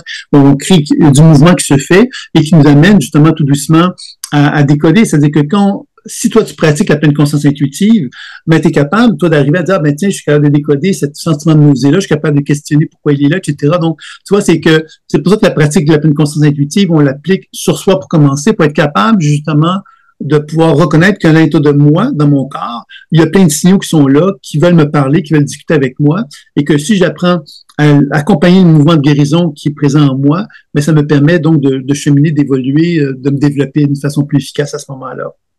Hmm. C'est bien? Oui, super, merci beaucoup. C'est moi qui te remercie, Magali, d'avoir fait confiance. Alors, ben voilà. Donc, ça, c'était donc la deuxième étape de ce que j'avais envie de vous proposer. La troisième étape, ben, ça mettait en évidence un peu la notion des chakras entre eux. On a vu un petit peu qu'il y avait déjà des corrélations. D'ailleurs, dans les deux exemples, vous avez pu voir que même si on travaillait sur un chakra, il y avait une interrelation avec d'autres chakras qui en résultaient. Mais également, il y a des exercices dans lesquels on met plus l'emphase sur cette idée de lien entre les chakras. Et on avait vu le mouvement ascendant et descendant, qui est une façon, quelque part, de reconnaître que il y a les chakras, il y a donc un mouvement qui part donc des pieds pour monter jusqu'au sommet de la tête et du sommet de la tête pour descendre jusqu'aux pieds. Et à travers ce mouvement ascendant et descendant, bien évidemment, on fait le parcours des 7 chakras. Ça nous permet donc d'évaluer quelque part le niveau de récupération d'un être humain. Quand ça descend bien, c'est qu'il y a une bonne récupération. Et quand ça remonte bien, ça veut dire quelque part qu'il y a une bonne capacité d'utiliser notre énergie vitale pour finalement favoriser donc une expression de soi la plus évoluée possible. Alors, quand il y a des obstacles là-dedans, c'est là qu'on comprend qu'il y a donc des conflits intérieurs qui sont en nous, qui nous empêchent de jouer dans ces deux mouvements-là. Parce que le mouvement de l'incarnation, le mouvement descendant, c'est le mouvement d'incarnation, dans lequel je suis là et j'agis en harmonie avec moi. Et le mouvement ascendant, ben, c'est le mouvement dans lequel c'est plus dans ma tête, hein, je suis plus dans mon aspect créatif, spirituel, évolutif, mais je suis moins dans mes jambes. Donc, ces deux mouvements-là, quelque part, sont essentiels, qu'ils soient en mouvement puis en équilibre pour que, justement, les deux éléments, la tête et le corps, soient en syntonie puis en harmonie. Et c'est ça un petit peu que ça nous permet de découvrir que cette technique-là. Je sais pas si c'est quelqu'un qui aurait envie de se prêter au jeu pour cet exercice-là. Oui, je serais prête, moi, à plonger. D'accord. Pardon? Ton prénom? Nicole. OK. Et Nicole, tu vas peut-être fermer ton micro aussi, puisqu'on entend les bruits, tout ça. Est-ce que tu as un thème, par contre? Excuse-moi, est-ce que tu avais un thème que tu aurais voulu que je regarde? Ou...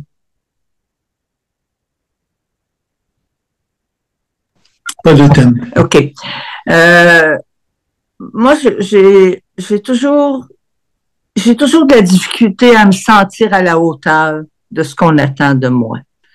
Et j'associe ça là, à un événement qui s'est passé lors de mon premier bulletin scolaire où j'étais 27e sur 30e et ma mère a fait toute une histoire avec ça.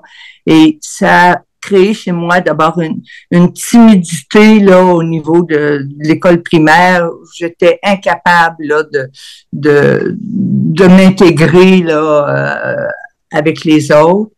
Et c'est encore cette difficulté-là, juste là, d'accepter de prendre la parole avec des gens que je connais pas, ça vient me chercher. Je suis tout à l'envers là, depuis une couple de jours. Là.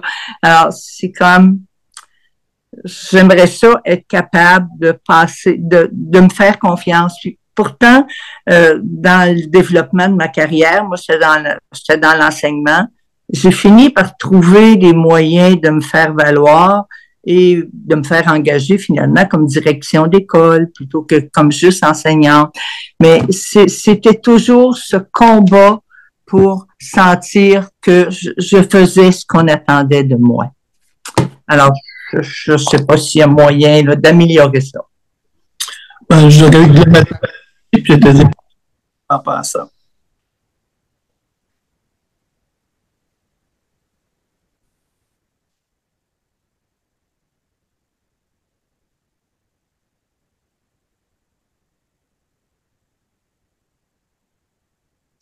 Ben, tu vois, quand on fait le mois ascendant et descendant, la première chose, c'est qu'on sent quelque part que le mois descendant ne se fait pas vraiment très bien au niveau de tes jambes. Tu vois, comme si à quelque part, les jambes n'étaient pas tellement habitées par le mois descendant. Et ça met en évidence à quelque part cette idée, tu sais, quand on dit s'incarner sur Terre, c'est se retrouver nos jambes, mettre nos pieds sur le sol, puis marcher.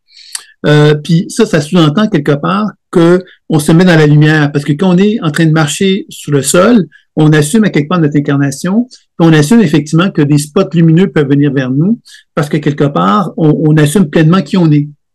Et on sent que chez toi, tu as appris à quelque part à fonctionner en dessous de tes capacités, c'est-à-dire que tu pourrais avoir un tapis rouge devant toi, tu pourrais être convaincu à quelque part que ce tapis rouge-là est pour toi, puis qu'à quelque part, tu mérites d'être là, mais tu te comporterais pas comme celle qui mérite d'être là, même si tu sais au fond de toi-même que tu mérites. Il y aurait donc une certaine forme de rejet de toi-même, de refus de valoriser à quelque part qui tu es, en te dévalorisant même, en t'enlevant quelque part le droit d'être là, tu vois. Et c'est ça un peu qu'on sent dans le mouvement descendant, au niveau de tes jambes plus particulièrement. C'est ça un petit peu que je te dirais. Évidemment, on va faire des actions maintenant pour favoriser un équilibre à ce niveau-là, mais je vais te demander comment tu reçois l'information à ce niveau-là.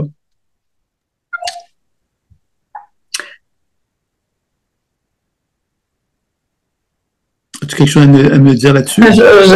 J'essaie de mettre des mots là, sur ce que je sens. Effectivement, là, c'est ce que tu dis, là, ça correspond pas mal là, à ce que je sens. Donc, oui, je voudrais que ce soit plus d'être plus capable, mais en même temps, je le sais que les capacités sont là, je le sais là, que je suis capable, et finalement, j'ai fini par le faire là, à certaines occasions, mais particulièrement au niveau du travail. Au niveau de ma vie personnelle et affective, c'est à peu près, je suis à peu près nulle là, dans ce sens-là. Alors, au niveau du travail, oui, j'ai réussi là, à prendre ma place plus, mais c'est ça, beaucoup de solitude aussi, là, parce que j'ose pas aller vers les gens. Mm-hmm. Mais tu vois, quand on essaie de rétablir le mouvement dans tes jambes, des pieds jusqu'au bassin, par exemple, à ce niveau-là, tu vois, ce qu'on sent quelque part, c'est qu'il y a comme un refus, tu sais, c'est un peu comme dire, je n'ai pas été bien accueilli à ma naissance, je n'ai pas été bien accueilli, je n'ai pas été reçu comme je le méritais, comme je le voulais, comme je l'aurais voulu idéalement. Et pour cette raison-là, je me rejette, je me refuse à quelque part le droit à me donner la permission de m'accueillir, premièrement, moi avec moi-même. Et le fait que je m'accueille pas, ben, me met dans une position, quelque part, où je rejette la possibilité que quelqu'un d'autre puisse m'accueillir aussi. C'est un peu comme si c'était non envisageable que quelqu'un d'autre puisse m'accueillir parce que ce serait me mettre dans une situation, entre guillemets, dangereuse, parce que quelque part, c'est comme si je ne méritais pas. Tu vois, c'est un peu comme ça que je perçois ça à ce niveau-là. Donc, je voudrais juste rajouter, parlant de la naissance, quand je suis née, je dormais.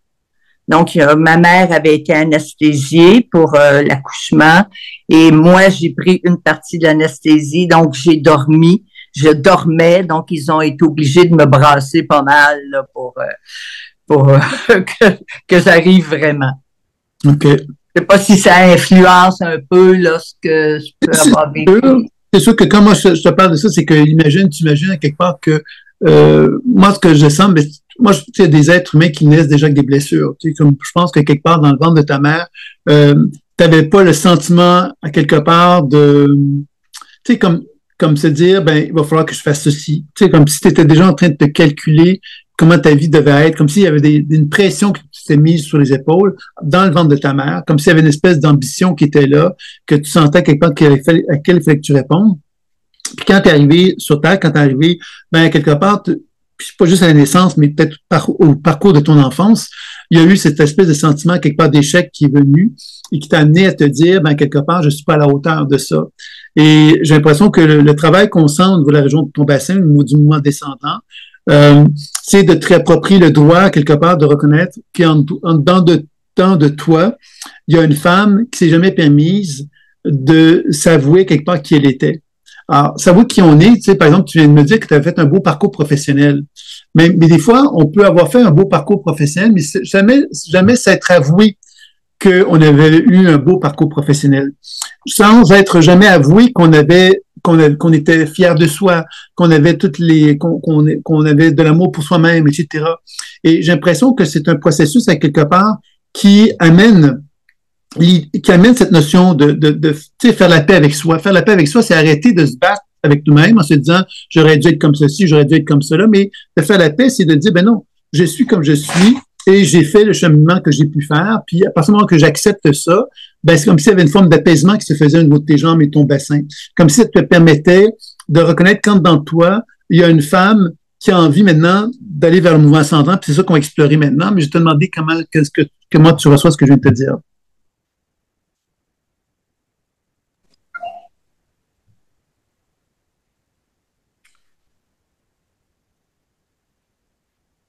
Oui, mais c'est vrai. J'ai toujours eu de la difficulté à accepter d'être fière de moi. Puis c'est sûr que dans mes relations là amoureuses, ben c'est comme je donnais, j'avais de la misère à recevoir, à demander à recevoir. Donc j'ai vécu avec deux hommes, mais les deux là, ça n'a pas duré très longtemps. J'avais pas l'impression que j'étais importante là, pour ces hommes-là. Et est-ce que toi-même, tu es importante pour toi-même? Parce que moi, je pense que toi, de l'amour ascendant, c'est ça qu'on voit, c'est que tu te donnes pas la permission à quelque part de te donner de la valeur. Donc, c'est normal que quelqu'un qui se donne pas de la valeur, ben, on peut bien tomber, mais bien généralement, bien souvent, malheureusement, les gens qui voient qu'on ne donne pas de la valeur, ben, ils vont pas nous en donner parce qu'ils vont nous maltraiter, par exemple, parce qu'ils vont concevoir qu'on les prenne en prendre. On se comporte pas comme quelqu'un qui s'apprécie, qui se donne de la valeur. Donc, on peut faire un peu ce qu'on veut avec la personne, tu vois. Ouais, il y a quelqu'un qui m'a dit, quelqu'un qui me connaissait pas tant que ça, là, que j'avais côtoyé, là, parce que je l'ai initié, là, à un jeu, là, au jeu de Scrabble. Et elle m'a dit, à un moment donné, t'as aucune idée de qui tu es. Et ça m'a fait réaliser qu'effectivement, j'ai de la difficulté, là, à reconnaître ma valeur. Puis, ça a toujours été un peu ça. Ça s'est amélioré un peu, là, avec le succès que je pouvais avoir au niveau du travail, mais c'est quand même resté fragile. Et dans mes relations amoureuses, ben, je peux même pas parler d'amour, là, c'est dans mes relations, là, j'ai pas eu à peu près aucune satisfaction, là, de ce côté-là. Mais tu vois, c'est quand là, je parlais d'une façon caricaturale pendant la victime, tu vois, au niveau du plexus solaire, quand le mouvement ascendant essaie de le faire monter, il se fait pas facilement. Alors, c'est un indice de fatigue, et c'est un indice également, le plexus solaire, qu'est-ce que c'est? C'est la lumière que j'incarne. Et la lumière que j'incarne, ben, c'est quelque part le droit que j'ai d'être une femme, et le droit d'être une femme qui s'aime, d'une part, et qui est aimée, d'autre part. Ça veut donc dire quelque part, elle n'est plus dans une position où elle se victimise dans une relation, mais elle se valorise dans une relation. Pourquoi on est en relation? C'est parce que si je suis avec quelqu'un d'autre, je vais être plus heureuse. Je ne serai pas plus malheureuse. Donc, je dois quelque part reconnaître que si j'ai envie d'être plus heureuse, une relation va devoir répondre à certains critères que je ne peux pas, et que si ces critères-là ne sont pas répondus, ben, je n'irai pas dans la relation en question. Tu vois, j'ai l'impression que, et c'est là peut-être que tu te connais pas bien, c'est que tu as été un peu celle qui a été choisie, je dirais, et que c'est pas permis à quelque part d'assumer finalement que tu es une femme, et qu'une femme, quelque part, qui incarne donc une certaine lumière, qui a donc une certaine prestance, une certaine capacité donc d'influencer les autres et d'être attrayante aussi pour les autres et de se comporter comme une femme qui peut donc avoir le désir de plaire aussi, tu vois. Tu sais, c'est un peu, je vais te donner l'exemple caricatural de la femme de ménage. J'ai rien contre les femmes de ménage, là, c'est un exemple caricatural qui me vient comme ça. Mais la femme de ménage, si elle travaille très, très fort, tout le temps, elle peut pas prendre bien soin d'elle.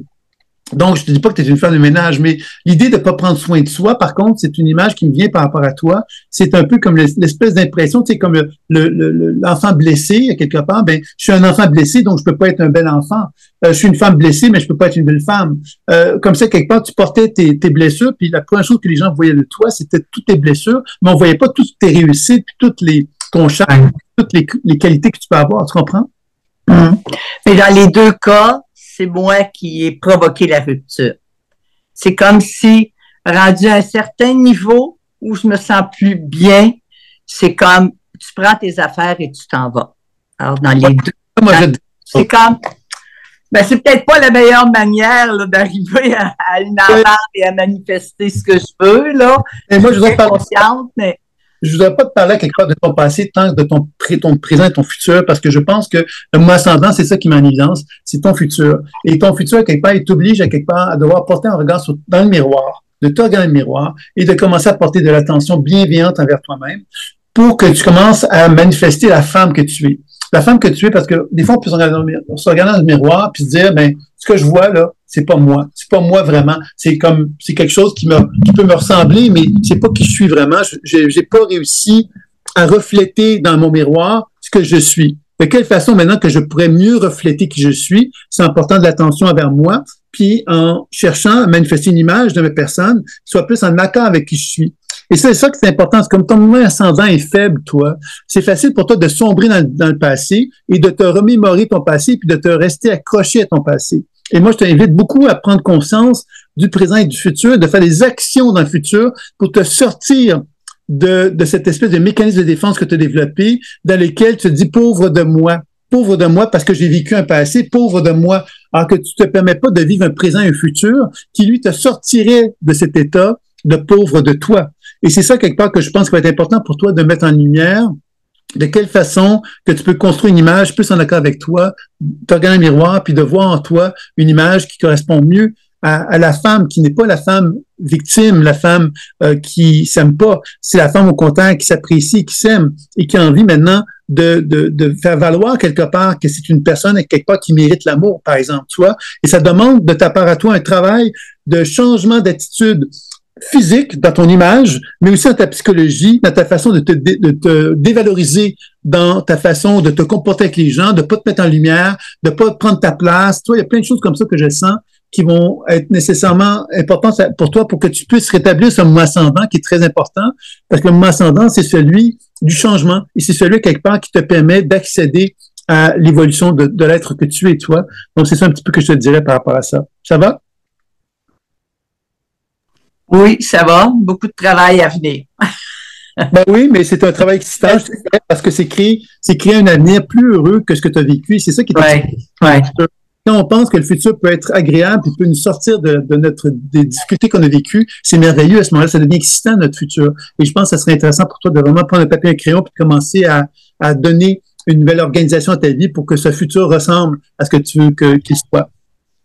C'est bon. Merci. Je te remercie à toi. OK, donc là, on était à quelle dernière technique peut-être qu'on va explorer parce que le temps passe. Je vais regarder un petit peu le temps, excuse-moi.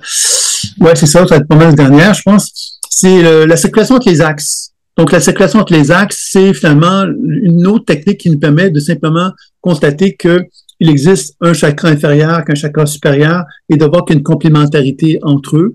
Alors, c'est ça un petit peu qu'on pourrait faire. Puis, je pourrais peut-être combiner ça avec le soin de l'aura aussi. Regarder un petit peu l'aura, à quoi il ressemble, puis faire ensuite la circulation entre les axes. Ça nous permettrait de conclure. Puis on aurait fait un petit peu le tour des grandes techniques des soins du chakra et de l'aura. Est-ce que quelqu'un qui aurait envie de se prêter au jeu?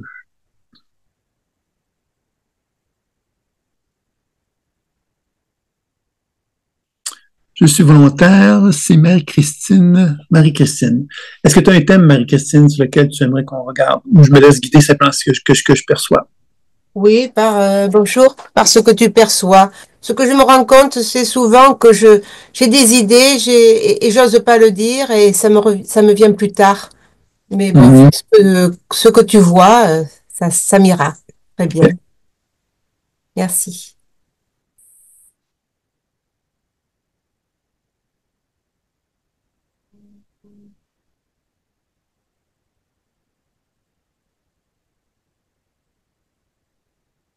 Toi, la première chose que je perçois de toi, au niveau de ton aura, je vais parler des conditions énergétiques parce que l'aura, on peut voir donc le rayonnement biolumineux des cellules, donc on peut voir l'activité énergétique du corps et ça permet d'avoir une vision globale du potentiel santé d'une personne, tu vois. Et quand je te regarde, dans un premier temps, on sent que ton énergie n'est pas à son plein potentiel au niveau de la qualité de la lumière, au niveau de ton champ énergétique. Et si on avait à le désigner, puis là, j'ai utilisé un terme, puis on va le faire bouger, on va pas rester avec ce terme-là, c'est l'épuisement. Alors, on peut dire, mon Dieu, l'épuisement, c'est terrible, soyons calmes par rapport à tout ça. L'épuisement, qu'est-ce que c'est? C'est simplement qu'on est dans une phase de transformation. L'épuisement, c'est quand on a fait un certain procédé de vie et qu'on arrive à constater que ce procédé de vie-là n'est plus fonctionnel pour nous et qu'on est obligé de réajuster notre vue, notre regard sur notre vie, parce que quelque part, on n'est plus capable de fonctionner comme avant, parce que ça ne fonctionne plus. La vie semble nous donner un signe clair qu'on ne peut plus fonctionner comme ça. Et l'épuisement, c'est souvent là, c'est comme on est confronté à devoir se dire, OK, il va falloir que je réapprenne à faire autrement les choses. Et ça touche évidemment donc l'aspect psychologique, notre comportement n'est plus le même, on est obligé de changer les choses. Puis ça touche évidemment au niveau de la vitalité. Et l'épuisement, évidemment, c'est favorable à se sentir un peu plus fatigué, un peu moins capable de faire face aux changements qui sont nécessaires. Puis, évidemment, l'objectif pour moi, ça va de pas de rester dans cet état-là, mais de chercher à rétablir un peu la circulation pour redonner un peu plus de vitalité dans ton champ, puis de voir comment il se manifeste. Mais d'abord, je vais te demander comment tu reçois ça, Marie-Christine, pour commencer. Oui, c'est exactement ça. Je suis épuisée, je voudrais faire les affaires, et puis, voilà, on m'avait trouvé des cellules cancéreuses. Bon, je suis remontée là-dessus. J'ai perdu ma cousine qui était pour moi comme une grande sœur. Et voilà, et c'est dur à remonter. Exactement.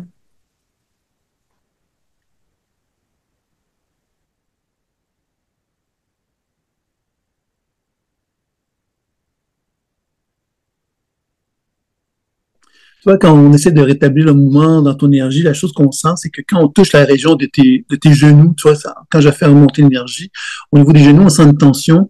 Et cette tension, c'est comme du verre, c'est comme de la vitre, comme si ton corps se brisait en vitre, tu vois. Et quand je voyais cette vitre qui se brise, ça met en évidence à quelque part ce que moi j'appelle le secret. Tu sais, le secret, c'est cette personne à quelque part qui a plein de choses à l'intérieur d'elle-même qu'elle ne dit pas, qu'elle n'exprime pas. Tu sais, quelqu'un qui est passif, par exemple, et qui est plus intériorisé, il va être assis dans une chaise, il va se rendre compte qu'il y a plein de gens qui sont autour de lui, puis il va commencer à se dire, ah, cette personne ne m'a pas dit bonjour. Ah, celle-là n'est pas venue me toucher l'épaule. Ah, celle-là n'a pas fait ceci. Ah, celle-là m'a regardé des gros deux yeux. Vous voyez, on devient un peu comme une espèce de position passif. Comme si la passivité faisait qu'on regardait la vie, mais on n'était pas en interaction avec la vie. On ne faisait que la subir. Et je sens quelque part que chez toi, tu as besoin de retrouver quelque part cette capacité de dire, ben voilà, moi j'ai envie d'interagir avec la vie. Interagir avec la vie, je veux donc dire aussi interagir avec les humains qui sont autour de moi, quitte à être désagréable ou déplacé. Parce que je sens qu'une des raisons pourquoi tu as développé cette forme de passivité-là, c'est que quand tu as de l'énergie, tu deviens à quelque part quelqu'un qui peut provoquer, qui est assez provocatrice, je dirais, qui a peut-être la façon qu'elle dit les choses, la façon qu'elle prend de l'espace, elle provoque des choses. Et comme tu as appris à quelque part tu étais une personne sensible, quand tu étais confronté au fait que les gens réagissaient au fait que tu étais qui tu étais, ben, tu as dit, oh mon Dieu, ben, je vais m'arrêter, hein, je ferai plus rien, au moins je vais avoir la paix. Tu vois, c'est un peu comme si j'ai l'impression que tu étais devenu finalement quelqu'un qui s'était renfermé sur elle-même, puis ne plus être qui tu étais, ne plus être vraiment la femme qui a justement ce désir de faire bouger les choses autour d'elle. Toi, tu es une personne qui a une certaine intuition, je dirais, instinctivement, c'est-à-dire que tu captes des choses et tu vas les pointer du doigt. Hein, tu vas sentir des choses et tu vas les exprimer. Donc, les gens n'aiment pas ça parce que quand on t'entend dire des choses comme ça, ben, ils ont l'impression quelque part que tu es en train de dévoiler des choses à quelque part qu'il ne faudrait pas dire, mais tu les dis, toi, parce que quelque part, tu as besoin de mettre à jour ce que tu ressens, tu vois. Et j'ai l'impression que c'est ça qui t'a amené sans doute à te sentir un peu isolé, parce que sans doute que les gens apprécient pas quelque part ce genre de fonctionnement-là que tu peux avoir, puis ils t'ont peut-être mis dans une position d'isolement. Je sais pas qu'est-ce que tu en penses, toi, de ça. En effet, des fois, je me dis, je suis comme transparente. Je regarde les autres, mais je dis rien. Exactement, c'est ça. Mm-hmm. Tu as raison. Oui, puis c'est sûr que quand on rétablit, tu vois, pour rétablir ton champ énergétique, évidemment, ce sera plus long que ce qu'on va faire aujourd'hui, mais ce qu'on voit quelque part, c'est que dans le cœur, il y a un cœur blessé. Au niveau de ton chakra du cœur, il y a une blessure qui est là, parce que justement, il y a une femme en toi qui... c'est un peu comme si tu reconnaissais ta dimension humaine. Tu es quelqu'un de très humaine, Le chakra du cœur, c'est un chakra quand même qui correspond à l'adulte en soi. L'adulte, c'est cet être humain que je suis, dans lequel je reconnais que j'ai une certaine maturité, que j'ai une certaine valorisation de qui je suis, et je me donne la permission de reconnaître que j'ai envie d'être au service des êtres humains pour les aider, les faire cheminer, les faire progresser, pas les endormir. Ça, c'est important à dire, parce que toi, tu n'es pas une fille qui va endormir les gens, tu vas les bousculer. Et ce processus-là de bousculade que je viens de te nommer, c'est un peu comme quelqu'un qui est un influenceur et qui influence les autres autour de lui. Et c'est pas facile à porter ce rôle-là, parce que c'est un rôle qui peut déranger évidemment notre entourage, puis on peut avoir l'impression, nous, à quelque part, que si on les dérange trop, ben ils vont nous taper dessus. Et j'ai l'impression que tous les chakras inférieurs au chakra du cœur se trouvent très faibles parce que justement, tu as été bousculé, on n'a pas été nécessairement très tendre avec toi parce que justement, on n'appréciait pas justement cette femme qui a la capacité donc d'aider, mais d'une façon quelque part qui est bousculante, qui peut être provocante, comme je disais tantôt. Et j'ai l'impression que tu as besoin de retrouver quelque part un travail, un équilibre au niveau de tes trois chakras. On va donc travailler un petit peu là-dessus, mais je vais te demander comment tu reçois ce que je viens de te dire. Oui, c'est vrai. C'est vrai que des fois, je disais des choses et puis c'était mal perçu et donc petit à petit, je disais plus rien et puis je me suis mis à vouloir être transparente, comme je te disais. Ouais, exact. Oui, puis tu vois, il y a une grande déception là-dedans parce que quand on regarde, on rétablit un peu le mouvement dans les trois chakras. Ce qu'on voit quelque part qui apparaît, c'est cette idée où tu te dis, vous êtes des menteurs.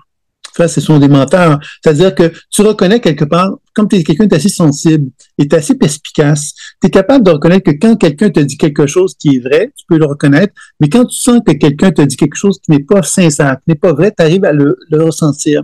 Ce qui fait quelque part que tu as appris, donc, effectivement, à être transparente, comme tu le dis, parce que justement, cette transparence-là te permettait de ne plus être confronté à ce que moi j'appelle le mensonge. Parce que quand quelqu'un te ment, ben, tu auras envie de lui dire, mais tu mens. Mais si tu lui dis ça, ben, ça crée une situation conflictuelle. Si tu dis rien, donc transparente, ben, à ce moment-là, tu laisses passer. Tu laisses passer, mais tu deviens indifférente. Tu deviens un peu comme quelqu'un qui n'est plus en accord avec qui elle est, parce que quelque part, tu te refuses de te manifester. Tu comprends? Oui, tout à fait, c'est ça. J'aime pas les conflits, alors donc ben, je dis pas ce que je pense, ce que je vois. Donc, là, on va travailler avec l'axe chakra solaire, chakra du cœur, puis on va faire un petit peu circuler l'énergie, voir un petit peu comment est-ce que ça va se développer.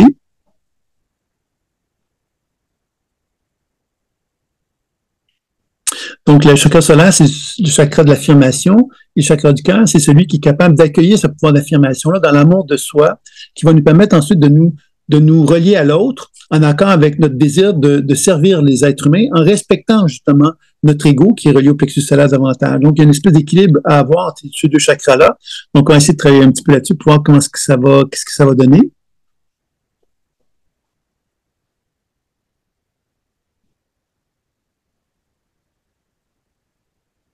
On voit beaucoup de peur au niveau de la région du chakra du cœur, la peur de se dévoiler, la peur de démontrer quelque chose. Tu sais, c'est un peu la sage en toi. Tu es une femme qui a une certaine sagesse et cette sagesse-là n'est pas toujours facile à porter parce que c'est une sagesse, justement, qui est liée aussi au fait que les gens sont des menteurs. Alors, quand on est convaincu que les gens sont des menteurs et qu'on voit quelque part que quelqu'un nous ment puis qu'on a une blessure au niveau du mensonge, la première chose qu'on a envie de dire, c'est t'es une menteuse ou t'es un menteur, puis on va pas le dire avec gentillesse ou délicatesse, on va être un peu dans la réaction émotionnelle. Et je te dis ça parce que dans ton enfance, j'ai l'impression, moi, quelque part, que tu étais confronté beaucoup au mensonge. Tu étais confronté beaucoup à cette espèce d'impression, quelque part, que les gens n'étaient pas sincères ou pas vrais, et que dans ces conditions-là, bien évidemment, toi, tu as eu le besoin, à quelque part, de réagir à ça, parce qu'effectivement, tu es un peu comme la personne qui essaie de mettre de la lumière là où il y a de l'ombre. Tu as besoin de toujours, finalement, faire appel à la vérité, parce que, quelque part, c'est comme ça que toi, tu as le sentiment d'être dans une relation vraie avec les gens. Et c'est ça un peu qu'on sent, à quelque part, qui est la difficulté, c'est que en dedans de toi, il y a une femme qui a envie d'être vraie, mais qui est obligée quelque part de faire le deuil de cette croyance que tous les êtres humains sont des menteurs. Et ça implique évidemment que tu apprennes justement à te donner la permission de te dire, ben tiens, moi, je peux être vrai avec moi, et parce que je suis vrai avec moi, ben je peux proposer aux gens qui sont autour de moi d'être vrais eux aussi avec eux-mêmes. Et dans ces conditions-là, ben moi, je peux établir une relation d'amitié, de tendre la main vers quelqu'un, que si cette personne-là elle est vraie avec elle-même, puis que moi je suis vrai avec moi-même, ben on peut établir une relation qui va nous permettre d'avoir un échange juste. Je sais pas si tu me comprends par rapport à ça. Oui, oui, tout à fait. C'est ça, oui, oui. Mm-hmm. Tu as bien mis les mots sur cette souffrance. Oui, oui. Mm-hmm. C'est sûr que là, évidemment, pour trouver, mais déjà, toi, le fait d'avoir fait un petit peu de travail comme ça fait que ton champ d'énergie est devenu plus vibrant, je dirais, et moins dans cet état d'épuisement que je te décrivais. Mais c'est certain, quelque part, que tu sais, quand la question, quelque part, pour être en relation avec notre entourage de façon plus harmonieuse, c'est surtout avec les bonnes personnes. Si je me retrouve avec des menteurs autour de moi, ben, je vais pas être heureuse. Si je me retrouve avec des gens qui sont capables d'être vrais un peu plus, ben, je risque d'être plus heureuse. Donc, je pense que c'est important pour toi de commencer à regarder vers quoi c'est où tu mets ton énergie dans les relations, parce que tu risques de te retrouver à vivre des relations pas satisfaisantes si tu répètes des relations du même ordre que ce que tu as vécu. Mais si tu vas vers des relations qui vont être plus en harmonie avec ce que tu recherches, ben, tu risques de trouver un plus grand bien-être. Donc, ça demande de ta part à toi de recréer des relations sur une nouvelle base. Et ces nouvelles bases-là, finalement, c'est de se dire, ben, moi, j'ai envie d'être vrai. Puis moi, j'ai envie d'être avec des gens qui sont vrais. Donc, si les gens sont pas vrais, ben, je serai pas avec eux. Je ne m'investirai pas avec eux. Je ne prendrai pas du temps avec eux. Je vais aller vers d'autres personnes qui, eux, vont m'apporter plus de satisfaction. Tu comprends? Tout à fait. Oui, oui, oui. Donc, c'est bien avec ça. On va s'arrêter ici. C'est bon? Merci beaucoup. C'est moi qui te remercie. Donc, ben voilà, on a fait un petit peu le tour des soins, en tout cas, globalement. En fin de compte, évidemment, c'est un peu comme une démonstration pour montrer un petit peu comment ça se passe. Puis on a évidemment pris le temps, donc, de faire un petit tour d'horizon des techniques. Est-ce que vous auriez des questions maintenant sur ce que vous avez vu au niveau de cette pratique-là, des questionnements sur la façon de faire? Donc, vous l'avez compris, évidemment, que tout est un jeu imaginaire. Évidemment, si on était dans le monde terrestre, c'est-à-dire qu'on serait en présentiel, j'aurais pu, par exemple, mettre mes deux mains sur les chakras pour vous montrer que, voilà, l'axe, la circulation entre les axes, c'est le plexus solaire puis chakra du cœur. Mais ça n'aurait pas changé grand-chose que je mette mes deux mains là, puisque dans la démarche intuitive, le principal support qui va me permettre de faire le travail, c'est quand même dans mon imaginaire que ça va se faire. Alors, évidemment, c'est sûr que c'est pas habituel pour beaucoup d'entre nous parce qu'on a l'habitude de penser que tout se fait dans la matière, tout se fait dans le monde terrestre, il faut toucher le monde, il faut toucher concrètement les gens pour être en relation avec eux. Mais dans ce monde-là, quelque part, qui est l'intuition, on peut très bien, quelque part, voyager dans la connexion avec d'autres êtres humains, puis de faire des lectures, des programmations et soins sans nécessairement intervenir. Sauf que si j'étais avec des gens physiquement, ben, bien sûr que je les toucherais. On est des humains, on aime bien se faire toucher en général, donc pourquoi pas. Maintenant, dans un contexte à distance, bien évidemment, le toucher va se faire plus dans cette relation que j'ai établie comme je l'ai présentée aujourd'hui, puis évidemment en démonstration, parce qu'évidemment, dans une consultation, on prend plus le temps de faire les choses d'une façon plus élaborée que j'ai fait là, évidemment, aujourd'hui avec vous. Puis évidemment, dans une consultation, on part du principe qu'au début, il y a des potentiels limitatifs qui sont là, c'est-à-dire qu'il y a des dynamiques perturbatrices qui sont là, et plus on cherche à rétablir le vivant dans le corps de la personne, plus on permet de voir apparaître des processus évolutifs qui prennent forme. Tu sais, on le fait ici en peu de temps, quelque part, chacune des personnes que j'ai fait, ça n'a pas été très long, mais on a pu voir quelque part qu'il apparaît toujours un potentiel évolutif qui est là. Et ce potentiel évolutif-là, évidemment, on a tous le droit de choisir si ce potentiel évolutif-là, on va le nourrir ou si on va simplement se laisser endormir, je dirais, par nos mécanismes limitatifs, c'est-à-dire nos tendances à répéter toujours la même chose qu'on a pu établir dans notre vie. Donc, c'est une belle occasion, sans doute, pour chacun d'entre nous de comprendre quelque part que quand on veut justement qu'un changement se fasse, mais il faut peut-être envisager de mettre en action des nouvelles actions, des nouvelles façons de nous manifester dans le monde terrestre pour nous sortir des habitudes qu'on puisse vivre. Il y aura un replay, effectivement, une question qui m'est posée sur le replay, donc il n'y aura pas de problème. Oui, puis les consultations en présence, ça peut se faire, c'est de plus en plus rare, mais c'est possible que de le faire, évidemment. Si vous êtes du Québec, bien évidemment, ça se fait à Sainte-Adèle. Si vous êtes en Europe, ben ça se fait quand je suis en Europe et ça se fait selon les endroits où je vais. Donc, je me promène dans certains endroits en France, mais actuellement, j'ai pas de voyage privé avant septembre-octobre probablement, à moins qu'il y ait des changements, mais présentement, c'est ça un petit peu que je dirais concernant cela. Donc, vous savez qu'il y a une formation certifiante. Vous avez donc la page de vente. Et puis, finalement, sans que je m'en rende compte, j'avais, moi, une page, un compte avec PayPal dans lequel j'avais des informations. J'ai un téléphone français, je suis canadien, en tout cas, bon. Ça a fait que PayPal n'a pas trop aimé ça. Puis sans que je sois avisé officiellement, j'ai pas pu réussir. Donc, j'ai pas eu l'information comme quoi j'étais limité alors, donc, actuellement, la page de vente, elle est limitée. Je l'ai su très récemment. Une fois sur deux, ça fonctionnait. Je m'en rendais pas compte pour faire les paiements et tout ça. Donc, si vous avez de l'intérêt, bien évidemment, si je pense vendredi, moi, je vais vous envoyer vendredi la page de vente. Elle devrait être fonctionnelle. Donc, s'il y a des gens qui sont intéressés, évidemment, vous avez des questions, des interrogations sur la formation, ben, vous pouvez m'en faire part. La formation, ben, je vais le dire très sommairement, c'est donc, il y a un premier niveau de formation qui vous présente les bases de la pratique de la pleine conscience intuitive, donc lecture intuitive des programmations et soins. Dans cet enseignement-là, on fait un voyage très pratique sur soi et sur un partenaire, dans lequel vous allez donc apprendre à faire la lecture intuitive, la déprogrammation de la mémoire cellulaire. Les techniques de soins, c'est la technique de réunification, qui est une technique très intéressante pour apprendre à se réunifier à soi-même, mais également à se relier à un partenaire pour se réunifier à son énergie. C'est une technique très intéressante pour préparer un soin, par exemple, et ça permet d'explorer, évidemment, la lecture intuitive, la déprogrammation et les soins sur un partenaire. Donc, on le fait sur soi, et ensuite, on le fait sur un partenaire. Et ensuite, il y a un concept sur l'auto-guérison. Donc, on apprend à faire des techniques d'auto-guérison sur soi et des techniques d'auto-guérison et de soins énergétiques sur un partenaire.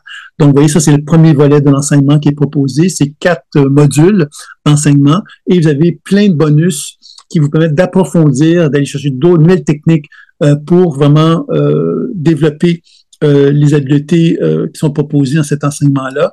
Et vous avez donc des webinaires une fois par semaine, puisque vous avez à peu près l'équivalent de 3 heures d'enseignement en replay. Et vous avez un webinaire dans lequel je prends le temps de faire des lectures intuitives, un peu comme on l'a fait, mais en tenant compte des techniques qui ont été apprises.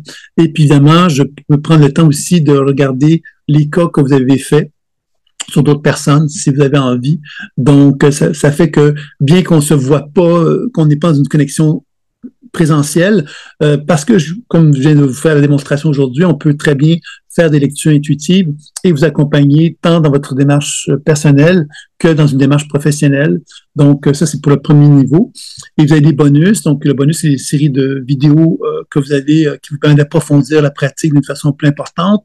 Vous avez également un enseignement en ligne sur la symbolique psycho-énergétique des organes. Donc, on vous présente les correspondances des organes d'un point de vue énergétique et psycho-émotionnel.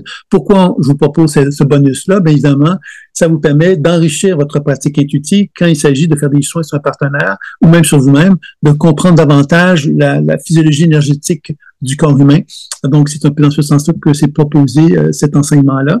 Et vous avez le livre de Décollage intuitif et soins psycho-énergétiques, qui est un livre physique que vous allez recevoir par la poste, qui vous présente vraiment l'ensemble des 25 leçons de cet enseignement-là, qui propose vraiment un genre de survol des grandes pratiques de la pleine conscience intuitive, d'une façon assez ludique et assez simple. C'est sous forme de leçons. Donc, c'est un livre qui est assez apprécié parce que justement, il est assez accessible aussi et il est pratique. Donc, vous l'avez avec vous pour le premier niveau. Et vous avez un deuxième niveau qui va être les soins de l'aura et les chakras. Donc, vous avez un module sur l'aura. Donc, comment effectuer les soins, intégrer la lecture intuitive des programmations et soins sur l'aura. Et vous avez un module, d'autres modules sur les chakras, dans lequel, évidemment, vous allez apprendre à faire sur vous-même les techniques que je vous ai présentées aujourd'hui, à faire sur vous et à faire sur un partenaire. Donc, vous avez quatre modules, effectivement, je pense, 4 modules d'enseignement, 5 modules d'enseignement dans le cas des chakras qui vont vous permettre de faire vraiment un genre d'approfondissement de tout l'enseignement sur les chakras et l'aura. Et vous avez ensuite l'opportunité de pouvoir faire des soins, de pouvoir le faire sur un partenaire, comme je disais tout à l'heure, à ce niveau-là. Donc, et puis, vous avez des bonus. Le bonus, c'est un livre qui s'appelle Spirale évolutive en pratique, qui est un genre de cahier dans lequel vous allez avoir plein de propositions pour faire des évaluations intuitives sur différents domaines de la vie d'une personne. Et vous avez une compréhension de la spirale évolutive qui est présentée. Vous avez une formation aussi sur la spirale évolutive. Qu'est-ce que c'est que la spirale évolutive? C'est c'est un enseignement quelque part qui tourne autour de ce livre-ci, qui s'appelle Découvrir votre spirale évolutive. C'est une façon de porter notre attention sur les chakras, mais en tenant compte que les chakras, évidemment, sont animés par des états de conscience. Des états de conscience qui peuvent toucher plein d'éléments de notre vie. C'est-à-dire que moi, Sylvain Bélanger, ben, vous me voyez unique présentement, mais dans mon champ énergétique, ben, je suis animé par plusieurs états de conscience qui peuvent être associés donc à mon histoire personnelle, à des mémoires familiales, des mémoires d'autres vies. Il y a donc plusieurs facettes là-dedans. Et évidemment, tout la spirale évolutive, cet enseignement va être très complet. C'est un enseignement de plusieurs heures qui vous est offert et qui vous permet de vraiment découvrir ce qu'est la spirale évolutive, qui va vous permettre encore là d'enrichir votre regard sur les chakras et de vous permettre d'augmenter votre langage intuitif. Donc, c'est pas fait, ce sont les bonus qui sont vraiment faits pour vous permettre d'aller plus loin dans votre pratique intuitive. Et vous avez comme troisième bonus une série d'enseignements vidéo qui sont proposés, évidemment, très, très complets pour travailler sur les chakras en profondeur, puisqu'il y en a 7 chakras, donc vous apprenez vraiment à travailler sur la profondeur, de travailler sur les 7 chakras dans certaines vidéos, etc. Vous avez vraiment quelque chose de très complet dans lequel vous allez apprendre donc à faire un petit peu ce que j'ai fait aujourd'hui avec vous. Donc, c'est ça un peu l'ensemble de ça. Puis après ça, vous avez donc une supervision. La supervision, évidemment, c'est donc, vous avez 5 remises de cas, donc c'est pas énorme. Mais l'idée de ça, c'est que ces 5 remises de cas-là vont, vous allez me les remettre. Moi, je fais une évaluation comparative, c'est-à-dire que moi, je vais prendre le temps de faire une évaluation de ces 5 cas-là, mais il y a un cas parmi les 5. Je vais demander à un étudiant de la formation de faire une évaluation de cette personne-là. Donc, on fait une évaluation comparative avec cet autre étudiant-là, et je vais prendre le temps d'évaluer les autres cas également, et il y a donc une évaluation individuelle qui est faite, et l'objectif de ça, évidemment, la promesse que moi je vous fais, c'est de ne pas vous lâcher et de m'assurer quelque part que tant son temps que vous n'avez pas acquis quelque part un degré de compétence, ben je vais être là pour vous aider justement à atteindre l'objectif que vous êtes fixé, puis évidemment une remise de certification à la fin, donc c'est pas bidon, hein, c'est quelque chose qui est associé donc à un degré de compétence qui vont nous permettre d'atteindre ça. Donc ça c'était pour la supervision, puis évidemment donc l'ensemble de ça c'est ça. Et pour les prix, ben évidemment vous avez 495 € pour le niveau 1, 1295 pour la formation au complet et 1595 avec 5 consultations de 60 minutes qui est comprise. Donc, c'est pas obligatoire. C'est pour les gens qui auraient envie d'être vraiment plus encadrés, puisque lors de l'enseignement, ben, vous avez des webinaires. Et ces webinaires-là, évidemment, il y a des lectures intuitives qui sont faites pour chacun des étudiants et des lectures et je réponds donc aux questions de la pratique professionnelle que vous faites. Donc, il y a un encadrement vraiment important qui est là dans le cadre de la formation. Donc, dans la page de vente, comme je disais tantôt, vous avez toutes les informations, sauf que quand vous allez arriver à cliquer dessus pour vouloir payer, c'est là que vous avez peut-être un petit problème. Comme je disais, vendredi, normalement, tout devrait être réglé. Donc, je vous enverrai le lien pour ceux qui sont intéressés. Ça me fera plaisir, donc, évidemment, de vivre cette formation-là avec vous, qui dure à peu près 6 mois. Donc, c'est ça. Pour les livres, actuellement, présentement, moi, j'ai repris tous mes droits sur les livres, donc j'ai tous réédité. Il y en a 2 encore que j'ai pas encore remis à neuf, que j'ai pas revisé. C'est tous des livres que vous pouvez trouver sur Amazon, en fait. C'est la voie la plus facile pour les trouver. Donc, vous avez Découverte spirale évolutive, Décodage intuitif et soins psycho-énergétiques. Vous avez le jeu de cartes qui, lui, n'est pas encore disponible comme produit, mais puis le petit livre ici qui vient avec. Là, donc ça, c'est quelque chose qui va venir très bientôt. Mais vous avez plusieurs livres, le messager que vous avez eu en version PDF. Si vous voulez l'acheter physiquement, il est possible aussi de l'acheter. Et ainsi de suite. Donc, il y a plusieurs livres quand même qui ont été écrits. Et tout ça se trouve sur Amazon. Si vous faites Sylvain Bélanger, vous allez tomber pas mal sur tous les titres. Et sur les questions, évidemment, ben, vous pouvez m'en faire part. Pour Saint-Adèle, ben, comment nous trouver? Ben, vous allez simplement communiquer avec moi, puis je vais vous donner les informations. Vous prenez rendez-vous de toute façon pour un rendez-vous en consultation en présentiel, plus spécifiquement, c'est encore plus important. Et c'est possible de payer avec sa carte de crédit, non pas par PayPal, ça serait à regarder. On pourra en rediscuter de ça. De toute façon, ce sera vous avez à me contacter de toute façon pour cela. Donc, c'était pas mal ce que j'avais envie de vous dire. Autre chose au niveau des paiements, bien évidemment, vous avez une modalité de paiement, un paiement unique, 3 paiements ou 6 paiements. La chose qu'il faut savoir, c'est qu'il n'y a pas de frais d'intérêt. Donc, si vous payez 6 paiements, ben vous avez le montant que je vous ai donné ou à peu près que vous allez payer. Donc, vous avez vraiment, ça peut être intéressant parce que ça facilite de beaucoup l'achat de la formation. que d'y aller par une modalité de paiement comme celle-là. Est-ce que vous auriez des questions sur tout ce qui a été dit avant de terminer? J'ai répondu aux questions qui étaient là, qui sont venues, mais est-ce qu'il y a d'autres gens qui auraient des questions?